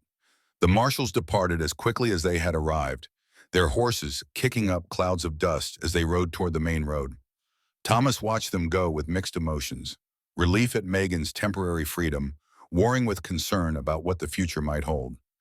The territorial government was not known for its mercy toward those it considered threats to public order, and the charges against her had not been dismissed, merely delayed. "What will you do now?" Evelyn asked Megan as the crowd began to disperse, people returning to their homes and businesses with the cautious relief of those who had witnessed a crisis averted. Megan looked around at the town that had been prepared to defend her against federal authority, her expression thoughtful and touched with something that might have been wonder. "I suppose I will do what I came here to do, heal the sick, teach what I know, and try to build something better than what I left behind." "The marshals will be back," Stephen Powell said quietly. "This reprieve might not last long. You should consider leaving, finding somewhere safer to practice your healing." "Running away will not solve anything," Megan replied. "If I flee every time someone accuses me of witchcraft, I will spend my life hiding in the wilderness while people die from diseases I know how to treat. At some point, a stand has to be made." Thomas felt a surge of admiration for her courage, but also a growing concern for her safety. The territorial authorities had shown their willingness to pursue her across vast distances, and their temporary retreat might simply mean they were regrouping for a more effective assault. "You do not have to make that stand alone," he said, the words coming out before he had fully considered their implications. Megan looked at him with surprise, her storm gray eyes searching his face for meaning. "What are you saying?" "I am saying that you have allies now, people who have seen what you can do and are willing to support you. This community will stand with you, but you need someone who can help you navigate the political complexities of what you are facing. And you think you are that someone?" Thomas considered the question seriously, weighing his own limitations against the magnitude of what she was attempting. He was a rancher, not a politician or a lawyer. His knowledge of territorial law was limited, and his influence with government officials was virtually non-existent. But he had something else to offer, something that might be more valuable than legal expertise. "I know people," he said finally, "ranchers, businessmen, others who have influence in the territory, people who might be willing to listen if the right arguments are presented in the right way. And I know you, know what you are capable of. That gives me credibility when I speak on your behalf. You would risk your own reputation, your own safety to help me?" The question hung in the air between them, loaded with implications that went beyond simple friendship or gratitude. Thomas found himself thinking about the journey that had brought them to this moment, the strange series of events that had transformed him from a simple rancher into someone willing to face down federal marshals for the sake of a woman he had known for less than a week. "My nephews are alive because of you," he said. "This entire community has been saved from a plague that could have killed dozens of people. If standing with you means risking my reputation, then it is a risk worth taking." Frances Stewart stepped forward, her young face set with determination. "I want to help too. I want to learn everything you can teach me about healing, about the herbs and how to prepare them. If something happens to you, someone needs to carry on your work." "So do I," Maria Lewis added, her voice firm despite the fear Thomas could see in her eyes. "My children are alive because of your knowledge. The least I can do is help preserve that knowledge for others." One by one, other voices joined the chorus of support. Evelyn offered to provide whatever resources Megan might need. Stephen pledged his assistance in organizing the community's defense against future threats. Even elderly Kimberly Morris, still weak from her recent illness, promised to share what she remembered of old remedies that might complement Megan's more advanced knowledge. Thomas watched Megan's expression as she listened to these offers of help, seeing the wonder and gratitude that transformed her features. For 3 years, she had lived in isolation, carrying the burden of her knowledge and her grief alone. Now she was being offered something she had probably stopped believing was possible, a community that valued her skills and was willing to protect her right to use them. Quote for it, she said finally, her voice thick with emotion. Quote Vance, Francis replied. Quote Vance, Megan was quiet for a long moment, her gaze moving from face to face as she considered the commitment they were asking her to make. Staying in Cedar Falls meant accepting the risk that the marshals would return with more authority and fewer scruples about using force. It meant becoming the focal point of a struggle between old fears and new knowledge, between the safety of hiding and the danger of standing in the light, she said finally. Thomas asked. Quote 454 Chom. The conversation that followed was intense and practical, focused on the concrete steps they would need to take to protect Megan and preserve her knowledge. They discussed establishing a formal school for frontier medicine, creating written records of successful treatments, and reaching out to sympathetic doctors and government officials who might support their cause. As the afternoon wore on, Thomas found himself impressed by the depth of planning and organization that emerged from their discussions. These were not naive idealists dreaming of impossible changes, but practical people who understood the challenges they faced and were willing to work systematically to overcome them. Quote Fanika said as the sun began to sink toward the western mountains. Quote 456, quote 457 as Stephen asked. Quote 405 in mode. The scope of what she was proposing was staggering, a complete transformation of how medical care was provided on the frontier. Instead of relying on distant doctors and expensive treatments that most people could not afford, communities would become largely self-sufficient in dealing with common health problems. Quote 459, Thomas pointed out. Quote 460, Megan replied. Quote 461.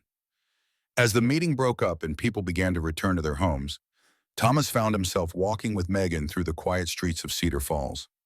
The town looked different now than it had when they first arrived, less like a place under siege and more like a community with hope for the future. Children played in the yards of houses that had been marked with yellow fever cloths only days before. Adults moved with the confident energy of people who knew they had the tools to protect themselves and their families. Quote 462. Thomas asked as they paused outside the house where Megan had been offered lodging by the grateful Henderson family. Quote 463, she replied. Quote 464 and quote 465. Megan was quiet for a moment, her gaze fixed on the distant mountains where she had made her home for 3 years. Quote Tragden. The mention of her lost child brought back the weight of grief that Thomas had seen her carry since their first meeting. But there was something different about it now, a sense that the grief had been transformed from a burden into a source of strength. She was no longer running from the pain of her loss, but using it to fuel her determination to prevent others from suffering the same fate. Quote 467, Thomas said quietly. Quote Boyle, quote Arsham. Megan replied, her voice soft with remembered love. Quote 470. They stood in comfortable silence for a while, watching the last light fade from the western sky. Tomorrow would bring new challenges, new obstacles to overcome in their effort to build something better than what they had found. But tonight there was peace in the satisfaction of knowing they had taken the first steps toward a future where healing would be valued rather than feared. Quote 471, Thomas said finally. Quote Var, Megan said as he turned to leave. Quote Farron, quote out, he replied. Quote Baxter. As he walked back toward his sister's house, Thomas found himself thinking about the strange turns his life had taken in the past week. He had set out from his ranch as a simple man with simple concerns, worried about his cattle and his crops, and the ordinary challenges of frontier life. Now he found himself at the center of something much larger and more complex, a struggle that could reshape how an entire territory thought about medicine and healing. The responsibility was daunting, but also exhilarating. For the first time in years, he felt like he was part of something that truly mattered, something that could make a real difference in the lives of countless people. The woman who had been accused of witchcraft had shown him a kind of magic that was real and powerful. The magic of knowledge shared freely, of communities working together to protect their most vulnerable members. The next few weeks passed in a blur of activity as the people of Cedar Falls worked to implement the plans they had discussed. Francis Stewart proved to be an eager and capable student, learning to identify medicinal plants and prepare basic remedies under Megan's careful guidance. Maria Lewis organized a group of women to gather and dry herbs, creating a stockpile of materials for future medical needs. Stephen Powell used his connections with other settlements to spread word about Megan's methods, and their success in treating the fever outbreak. Thomas found himself traveling frequently, visiting ranches and towns throughout the territory to build support for what they were doing. The reception was mixed. Some communities welcomed the knowledge Megan was willing to share, especially those that had experienced their own struggles with disease and inadequate medical care. Others remained suspicious, influenced by religious leaders who preached against anything that smacked of witchcraft or supernatural intervention. But gradually, a network began to emerge. Settlements that had successfully used Megan's methods to treat illness became advocates for her approach, sharing their experiences with neighboring communities. Doctors who were honest about the limitations of conventional medicine began to express interest in learning about herbal remedies that seemed to work where their own treatments had failed. The breakthrough came from an unexpected source. Dr. James Perez, a young physician who had recently arrived in the territorial capital from medical school back east, heard about the fever outbreak in Cedar Falls and the unconventional methods that had been used to treat it. Instead of dismissing the reports as frontier superstition, he made the journey to Cedar Falls to see for himself what had happened. Thomas was present when Dr. Perez arrived, and he watched with interest as the young physician examined the children who had recovered from the fever. Perez was thorough and professional, asking detailed questions about symptoms, treatments, and outcomes. He showed particular interest in the herbal remedies Megan had used, requesting samples and detailed descriptions of their preparation. Quote 477, Dr. Perez said after completing his examination of Benjamin, who had recovered completely from his brush with death. Quote 478, quote 479. Evelyn said, her pride in Megan's work evident in her voice. So it appears, I would very much like to speak with Miss Martin about her methods if she would be willing to share her knowledge with a conventionally trained physician.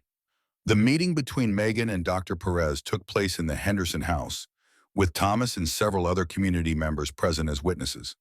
Thomas watched carefully as the two medical practitioners discussed their respective approaches to healing, looking for signs of the condescension or dismissal that Megan had faced from her husband years before. Instead, he saw genuine intellectual curiosity and respect. Dr. Perez asked thoughtful questions about the properties of the herbs Megan used, the rationale behind her treatment protocols, and the theoretical framework that guided her practice. Megan, in turn, showed interest in the anatomical and physiological knowledge that Dr. Perez had acquired during his formal medical training. There is no conflict between what you are doing and what I learned in medical school, Dr. Perez said finally. In fact, many of the herbs you use contain compounds that we know to have therapeutic effects. The difference is that you have learned to use them in their natural form, while conventional medicine tries to isolate and concentrate the active ingredients. Both approaches have their place, Megan replied diplomatically. But on the frontier, where access to manufactured medicines is limited and expensive, natural remedies may be more practical for most people. I agree completely, and I think there are people in the territorial capital who would be very interested in what you have accomplished here.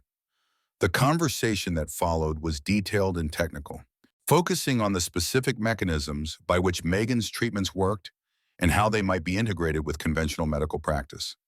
Thomas found himself impressed by both practitioners' willingness to learn from each other, to bridge the gap between traditional and modern approaches to healing. Would you be willing to document your methods in a formal medical paper? Dr. Perez, just something that could be published and distributed to other physicians throughout the territory? Megan looked surprised by the suggestion. I am not a formally trained physician.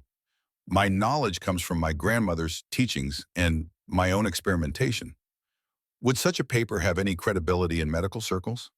If it is co-authored by a licensed physician and supported by documented case studies, it would carry considerable weight, especially if we can demonstrate that your methods produce better outcomes than conventional treatments for certain conditions. Thomas felt a surge of excitement as he realized the implications of what Dr. Perez was proposing. A formal medical paper would give Megan's work the kind of legitimacy that could protect her from future accusations of witchcraft. It would also provide a means of spreading her knowledge to communities throughout the territory and beyond. Quote 490, Megan said thoughtfully. Quote 191, quote Mileson, Dr. Perez acknowledged. Quote 1. The decision to proceed with the medical paper was made after extensive discussion with the community leaders who had become Megan's strongest supporters. Everyone understood the risks involved, but they also recognized the potential benefits of establishing her work on a more formal foundation. The next several months were devoted to careful documentation of everything Megan had done in treating the fever outbreak and other medical conditions that had arisen in Cedar Falls. Frances Stewart proved invaluable in this process, her careful notes and observations providing detailed records of patients' symptoms, treatments, and outcomes. Dr. Perez contributed his medical expertise, helping to translate Megan's intuitive understanding of herbal properties into the scientific language that would be required for publication. Thomas found his own role evolving during this period from simple supporter to something approaching a business manager for the growing enterprise. He handled correspondence with other settlements, organized the collection and distribution of medicinal herbs, and managed the practical details of what was becoming a territory-wide network of frontier healers. The work was demanding but deeply satisfying. Every letter that arrived reporting successful treatment of illness using Megan's methods felt like a small victory against the forces of ignorance and fear. Every new community that expressed interest in learning her techniques represented another step toward the goal of making effective medical care available to all frontier families. The medical paper was completed in late autumn, just as the first snows began to dust the high peaks around Cedar Falls. Dr. Perez had arranged for it to be reviewed by colleagues at medical schools back east, and the initial responses were encouraging. Several prominent physicians expressed interest in the novel approach to frontier medicine that the paper described, and at least one medical journal indicated a willingness to consider it for publication. But the most significant response came from an unexpected source. The territorial governor himself requested a meeting with Dr. Perez and Megan to discuss the implications of their work for public health policy throughout the territory. This could be exactly what we need, Thomas said as they prepared for the journey to the territorial capital. If we can convince the governor that what you are doing serves the public good, it will be much harder for his subordinates to prosecute you for witchcraft. Or it could be a trap, Stephen Powell pointed out grimly. The governor might be looking for a way to eliminate what he sees as a threat to established medical authority. Megan listened to the debate with her characteristic calm, weighing the risks and benefits with the same careful consideration she brought to all important decisions. We have to try, she said finally. If we are going to build something that can survive and grow, we need official recognition and protection. This may be our best chance to achieve that. The journey to the territorial capital took 3 days through increasingly civilized country. Thomas found himself marveling at the transformation in Megan's status during the months since he had first met her by her mountain fire. Then, she had been an isolated woman living on the margins of society, feared and misunderstood by almost everyone who encountered her. Now she was traveling as an invited guest of the territorial government, accompanied by a licensed physician who considered her an equal colleague. The capital itself was a bustling town of several thousand people, the largest settlement Thomas had ever seen.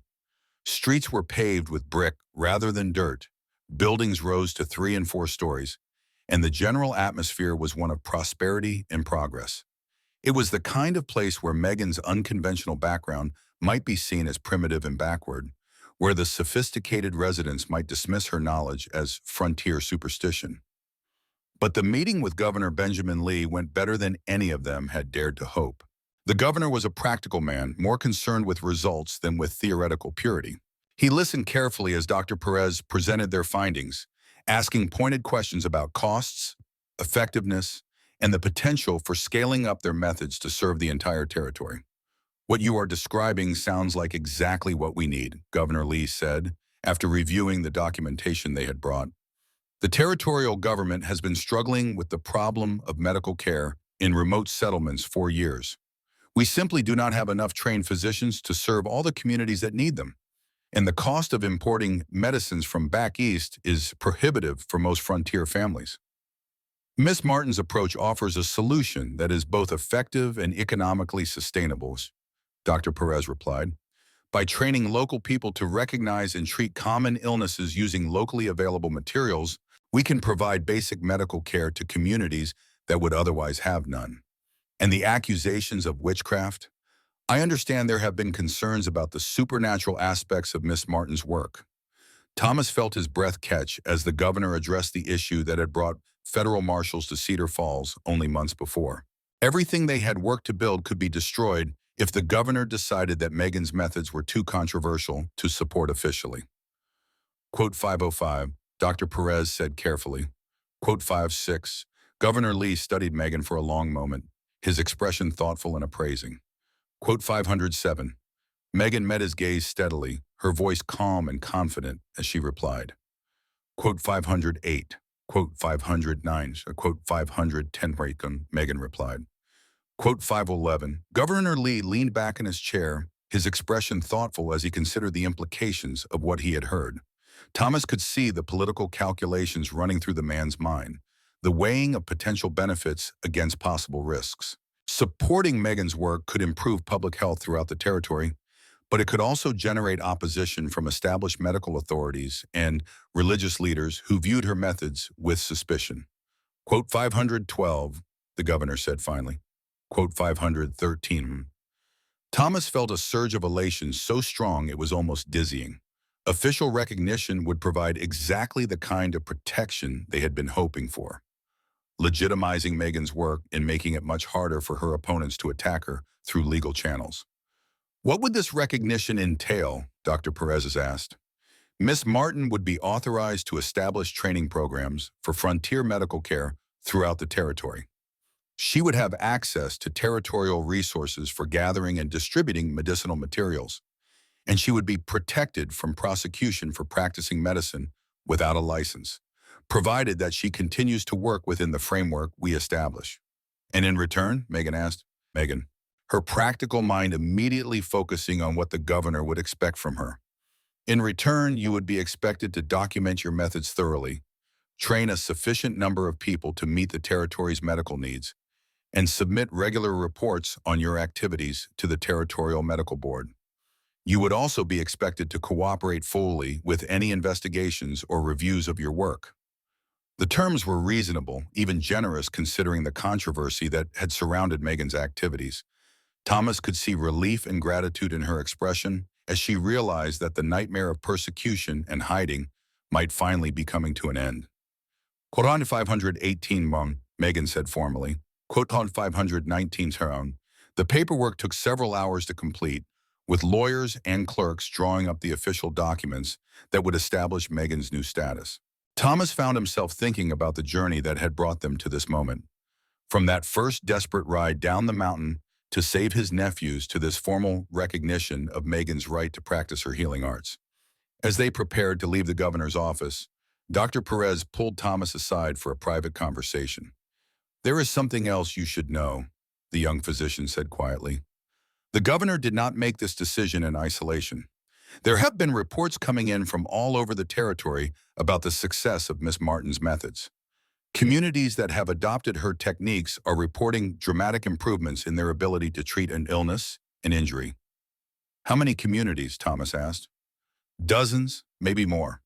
Word has spread faster than any of us expected, and the results speak for themselves. The governor is not just recognizing Miss Martin's work. He is responding to a groundswell of popular support for what she represents. Thomas felt another surge of pride and satisfaction as he realized the scope of what they had accomplished. What had started as a desperate attempt to save two sick children had grown into a territory-wide movement that was transforming how frontier communities thought about medical care. The journey back to Cedar Falls was triumphant, with stops at several settlements along the way where people had heard about Meghan's official recognition and wanted to congratulate her personally.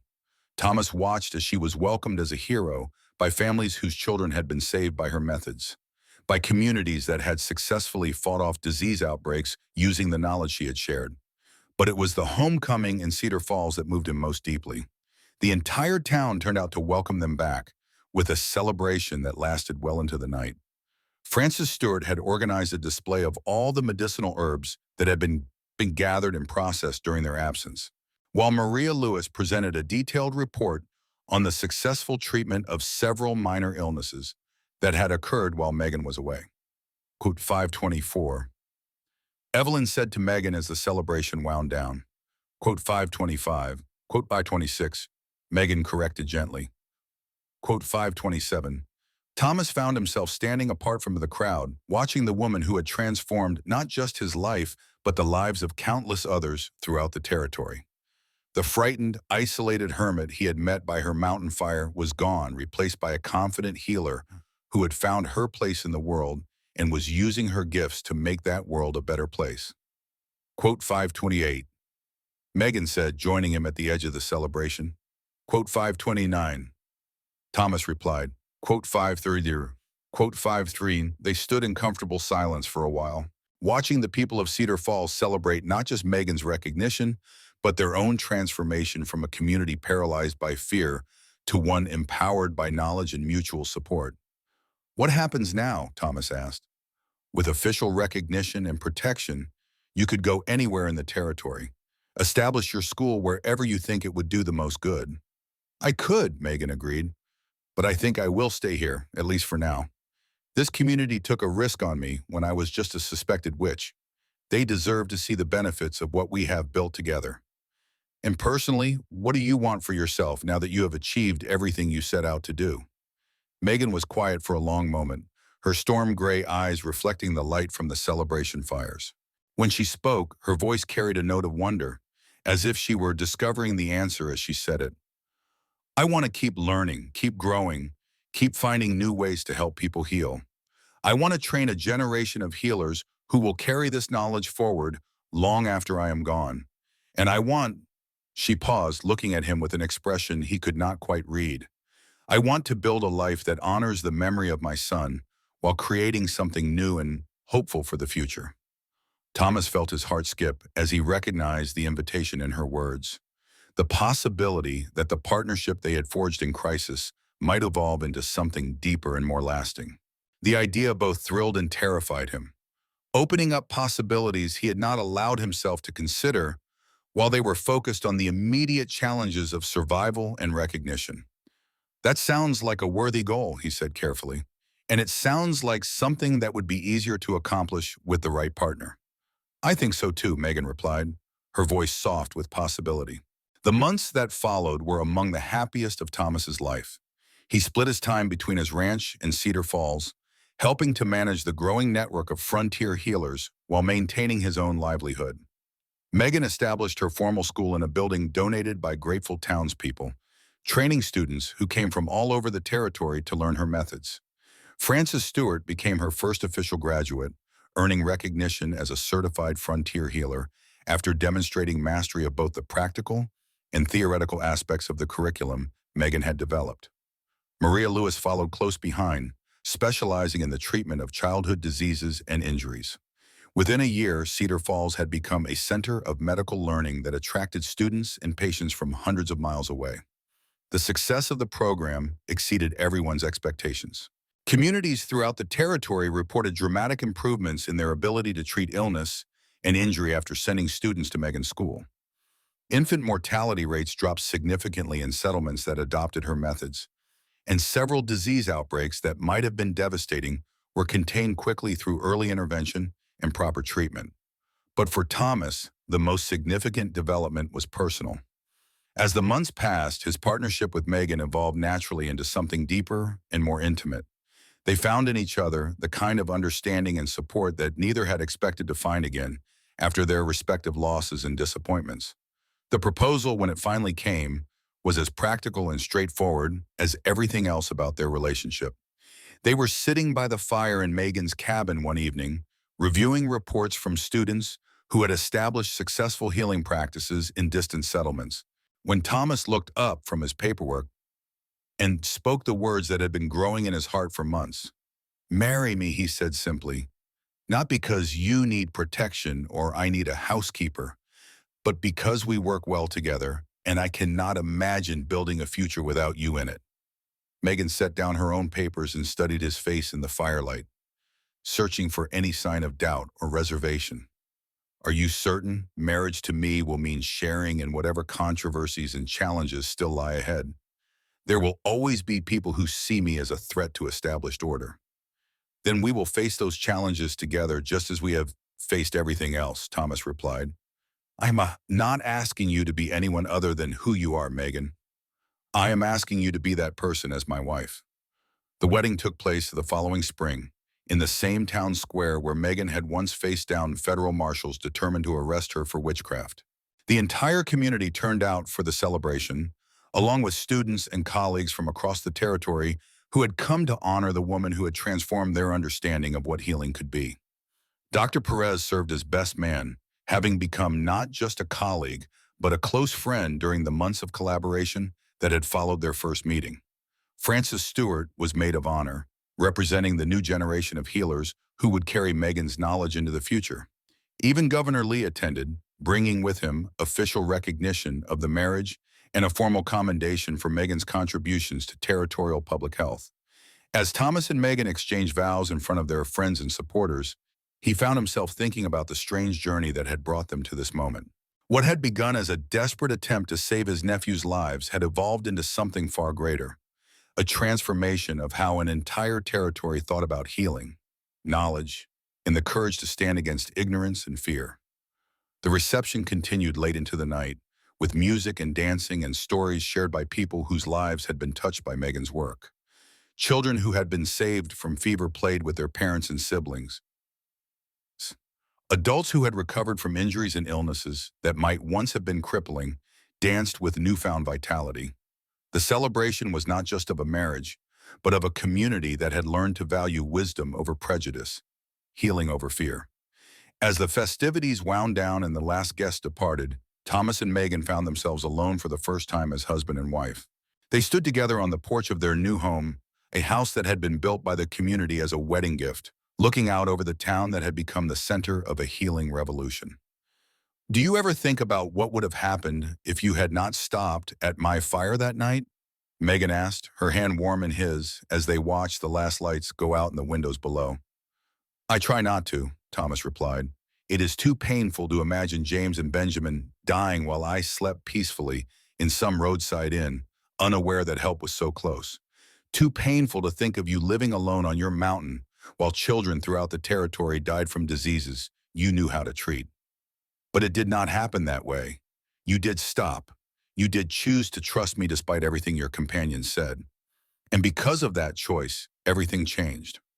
Thomas turned to look at his wife, seeing in her face the same quiet strength that had first drawn him to her, but also something new, a sense of peace and fulfillment that had been missing during their first meeting.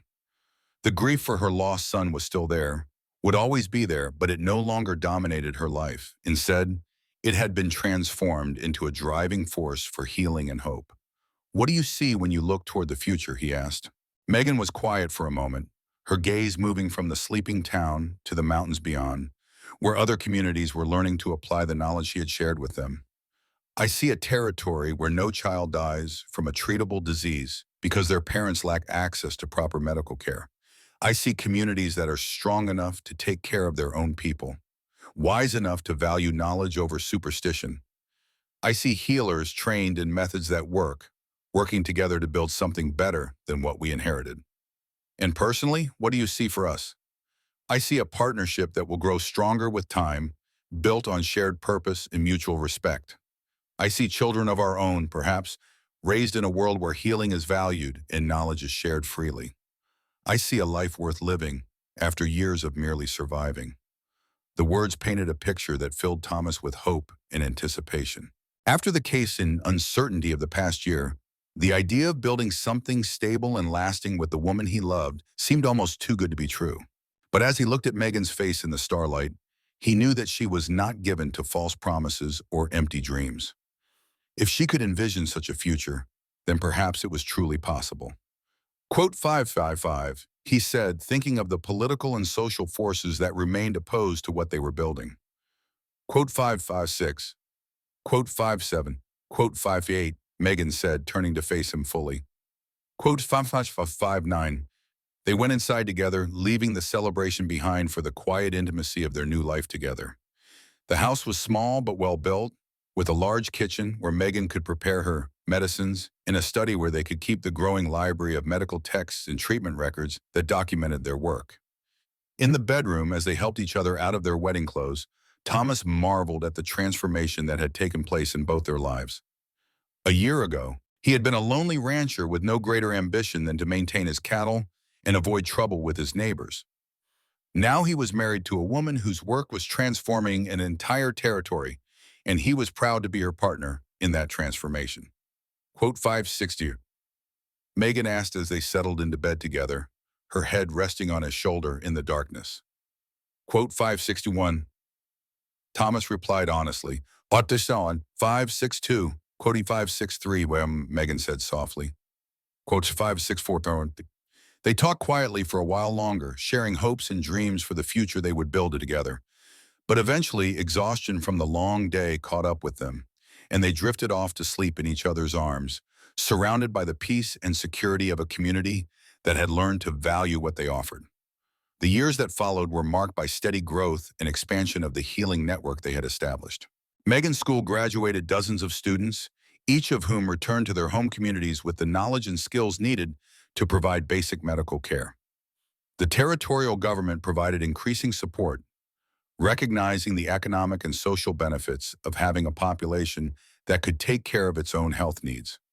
Thomas found his role evolving as well, from simple supporter to co-administrator of what had become a territory-wide institution.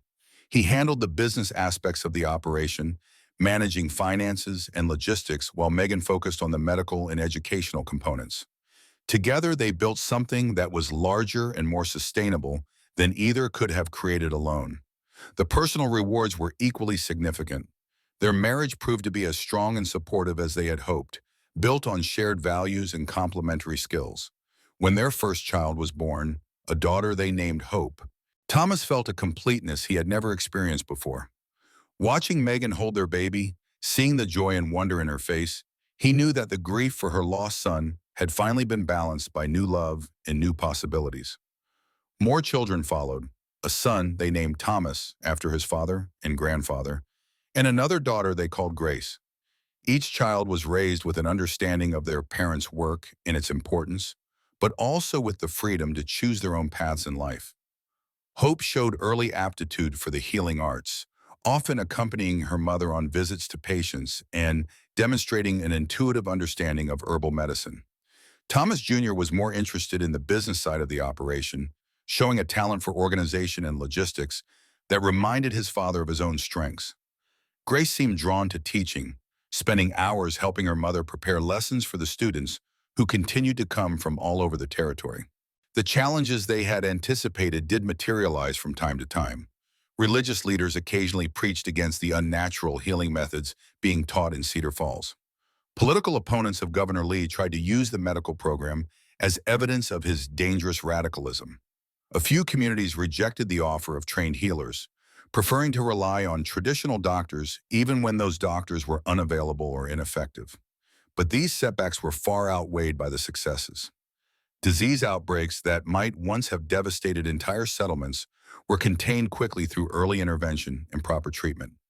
Infant mortality rates continued to decline throughout the territory. The general health and vitality of frontier communities improved dramatically as people learned to take better care of themselves and their families. Perhaps most importantly, the culture of the territory began to change in fundamental ways. Knowledge was increasingly valued over the superstition. Communities became more self-reliant and confident in their ability to solve their own problems. The fear of anything different or unusual gave way to a more open and curious attitude toward new ideas and approaches. By the time their 10th wedding anniversary arrived, Thomas and Megan could look back on a decade of remarkable achievements. The network of healers they had established now covered the entire territory and was beginning to spread into neighboring regions. Megan's methods had been documented in medical journals and were being studied by physicians throughout the country. Several medical schools had begun incorporating frontier healing techniques into their curricula. The anniversary celebration was held in the same town square where they had been married, with an even larger crowd of friends, colleagues, and supporters. Students came from across the territory to honor the woman who had trained them. Government officials praised the public health improvements that had resulted from the program. Families whose lives had been saved by Megan's knowledge shared their stories of gratitude and hope. As Thomas stood beside his wife, watching their children play with the other youngsters at the celebration, he found himself thinking about the strange turns that life could take. 10 years ago, he had been a man without a clear purpose, going through the motions of daily existence without any sense of larger meaning. Now he was part of something that had touched thousands of lives, that had literally changed the world for countless families throughout the territory. "What are you thinking about?" Megan asked, following his gaze to where Hope was demonstrating proper bandaging techniques to a group of fascinated younger children. "I am thinking about legacy," Thomas replied, "about what we leave behind when we are gone. Our children will carry forward what we have built, but so will all the people we have trained and all the communities we have helped. That is a kind of immortality that most people never achieve. It is the only kind of immortality that matters," Megan agreed. "Knowledge that saves lives, wisdom that prevents suffering, skills that empower people to take care of themselves and their loved ones. Those things will outlast any monument or fortune."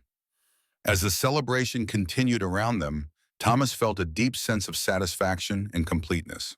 He had found his purpose in life, had built something meaningful with the woman he loved, and had contributed to making the world a better place for future generations.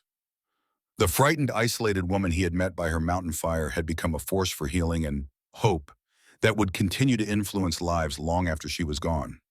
The mountain peaks that surrounded Cedar Falls glowed with the last light of the setting sun, the same peaks where Megan had once lived in solitude and grief. But now they seemed to stand as guardians over a community that had learned to value knowledge over fear, healing over prejudice, hope over despair. The fire that had drawn Thomas to Megan's camp that first night had grown into a beacon that illuminated the path toward a better future for all who were willing to follow it. As the years continued to pass, the healing network that Thomas and Megan had established became so successful and well integrated into territorial life that it was hard to imagine how communities had ever functioned without it. The original controversy over Megan's methods seemed like ancient history, remembered only by older residents who could recall the fear and suspicion that had once surrounded her work. Their children grew into capable adults who chose their own paths while remaining connected to their parents' legacy. Hope became a master healer in her own right, establishing a new school in the territorial capital that served as the central training facility for the entire region. Thomas Jr. built the business infrastructure that allowed the healing network to operate efficiently across vast distances, developing systems for communication, supply distribution, and quality control that became models for other territories. Grace founded a teaching college that trained instructors to spread healing knowledge even further, reaching into regions that had previously been too remote to serve effectively. The success of the program attracted attention from the federal government, which was struggling with similar public health challenges in other Western territories. Delegations of officials and medical experts made regular visits to Cedar Falls to study the methods that had proven so effective. Several attempts were made to recruit Megan to serve as a federal medical consultant, but she preferred to remain focused on the work she had started in her adopted home. Quote 571 Burnham, she explained to Thomas after declining yet another federal appointment. Quote 572. Thomas understood her reasoning and supported her decision. They had built something special in Cedar Falls and the surrounding region, something that worked precisely because it was rooted in local knowledge and community support. Expanding too rapidly or accepting too much federal oversight might compromise the very qualities that made their approach successful. But as Megan entered her 60s and began to slow down slightly, Thomas found himself thinking more about the long-term sustainability of what they had created. Their own children were capable and committed, but they represented only one generation of leadership. What would happen when the original founders were gone? Would the network continue to thrive? Or would it gradually decay as new priorities and interests took precedence? Quote 573. Megan said one evening as they sat together on their porch, watching the sunset paint the mountains in shades of gold and crimson. Quote 574, quote Faust Thomas admitted. Quote Bethazern, quote Fevin, Megan replied calmly.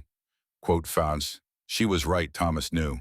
The healing network had developed its own momentum and leadership structure, with experienced practitioners taking responsibility for training new students and establishing programs in new communities. The methods and principles they had established were now taught in multiple schools, documented in numerous publications, and practiced by hundreds of healers throughout the territory and beyond. He said. Megan assured him. As if to prove her point, a messenger arrived the next day with news from the territorial capital. Governor Lee, now in his second term, had signed in legislation formally establishing the Territorial Health Service, a government agency dedicated to supporting and expanding the community-based healing programs that had originated in Cedar Falls.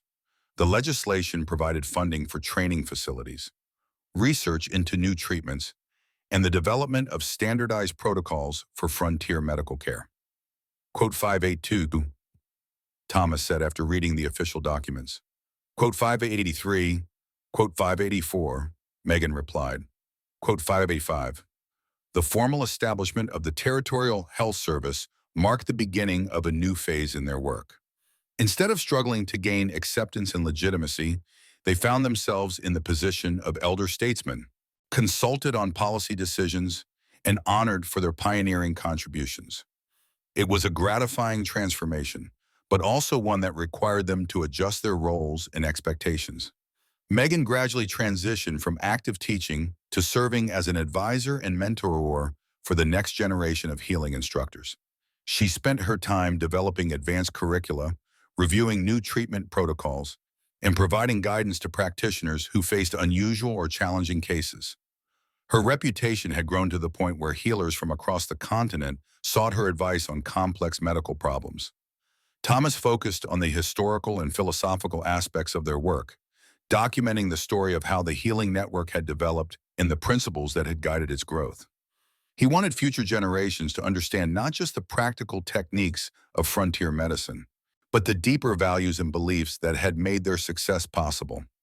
He explained to Grace as she helped him organize his papers and notes. Quote 587 is quote 588. Grace agreed, quote in 589.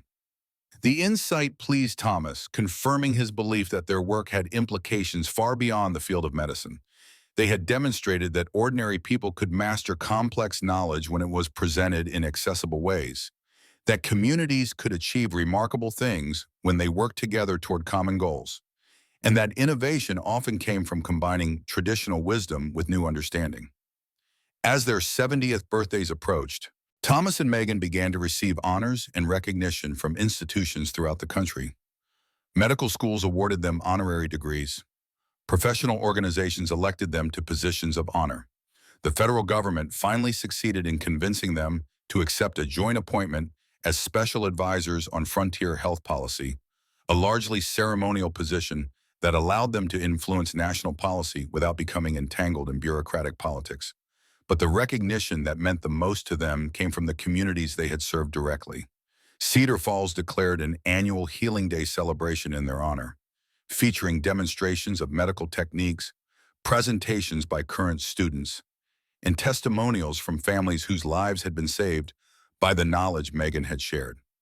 Similar celebrations were held in dozens of other towns throughout the territory, each one a testament to the lasting impact of their work. Quote 59, Megan said as they attended one of these celebrations, watching children who had been born healthy because their mothers had access to proper prenatal care, seeing adults who had recovered from injuries that might once have been crippling, observing communities that had the knowledge and confidence to protect their own health. Quote 591, Thomas replied, thinking that usefulness was perhaps the highest blessing anyone could hope for. Quote 592, quote 593. Megan added, taking his hand as they watched the next generation of healers demonstrate techniques that had evolved far beyond what she had originally taught. Quote 594, quote 595, Thomas admitted. Quote 596, as the celebration continued around them, Thomas found himself thinking about the journey that had brought them to this moment. It had begun with a desperate ride down a mountain to save two sick children, but it had become something far grander. A transformation of how an entire region thought about healing, knowledge, and community responsibility. The frightened woman he had met by her campfire had become a force for hope and healing, whose influence would continue long after she was gone. The mountains that surrounded them seemed eternal and unchanging, but Thomas knew that was an illusion. Even mountains evolved over time, shaped by forces both subtle and dramatic. The same was true of human communities, which could be transformed by the right combination of knowledge, courage, and persistence. He and Megan had provided those elements at a crucial moment in their territory's development, and the results would echo through generations yet to come. The fire that had drawn him to Megan's camp that first night had indeed grown into something magical. not through supernatural intervention, but through the very real magic of human knowledge and compassion applied with skill and dedication. It was the kind of magic that anyone could learn, the kind that grew stronger when shared rather than hoarded, the kind that created lasting change in the world. As the sun set behind the familiar peaks and the celebration gradually wound down, Thomas felt a deep sense of completion and satisfaction. They had built something worth building, had lived lives worth living, and had left the world a better place than they had found it. What more could anyone ask for? The answer, he realized as he looked at his wife's face in the firelight, was simply more time to enjoy what they had created together. And that perhaps was the greatest magic of all. The knowledge that love and purpose could transform even the most ordinary lives into something extraordinary, something that would be remembered and cherished long after the individuals themselves had passed into memory. The mountains stood silent and eternal around them, guardians of a community that had learned to value wisdom over fear, healing over prejudice, hope over despair. And in that silence, Thomas could almost hear the echo of future generations who would benefit from the seeds of knowledge and compassion that he and Megan had planted in the fertile ground of human possibility.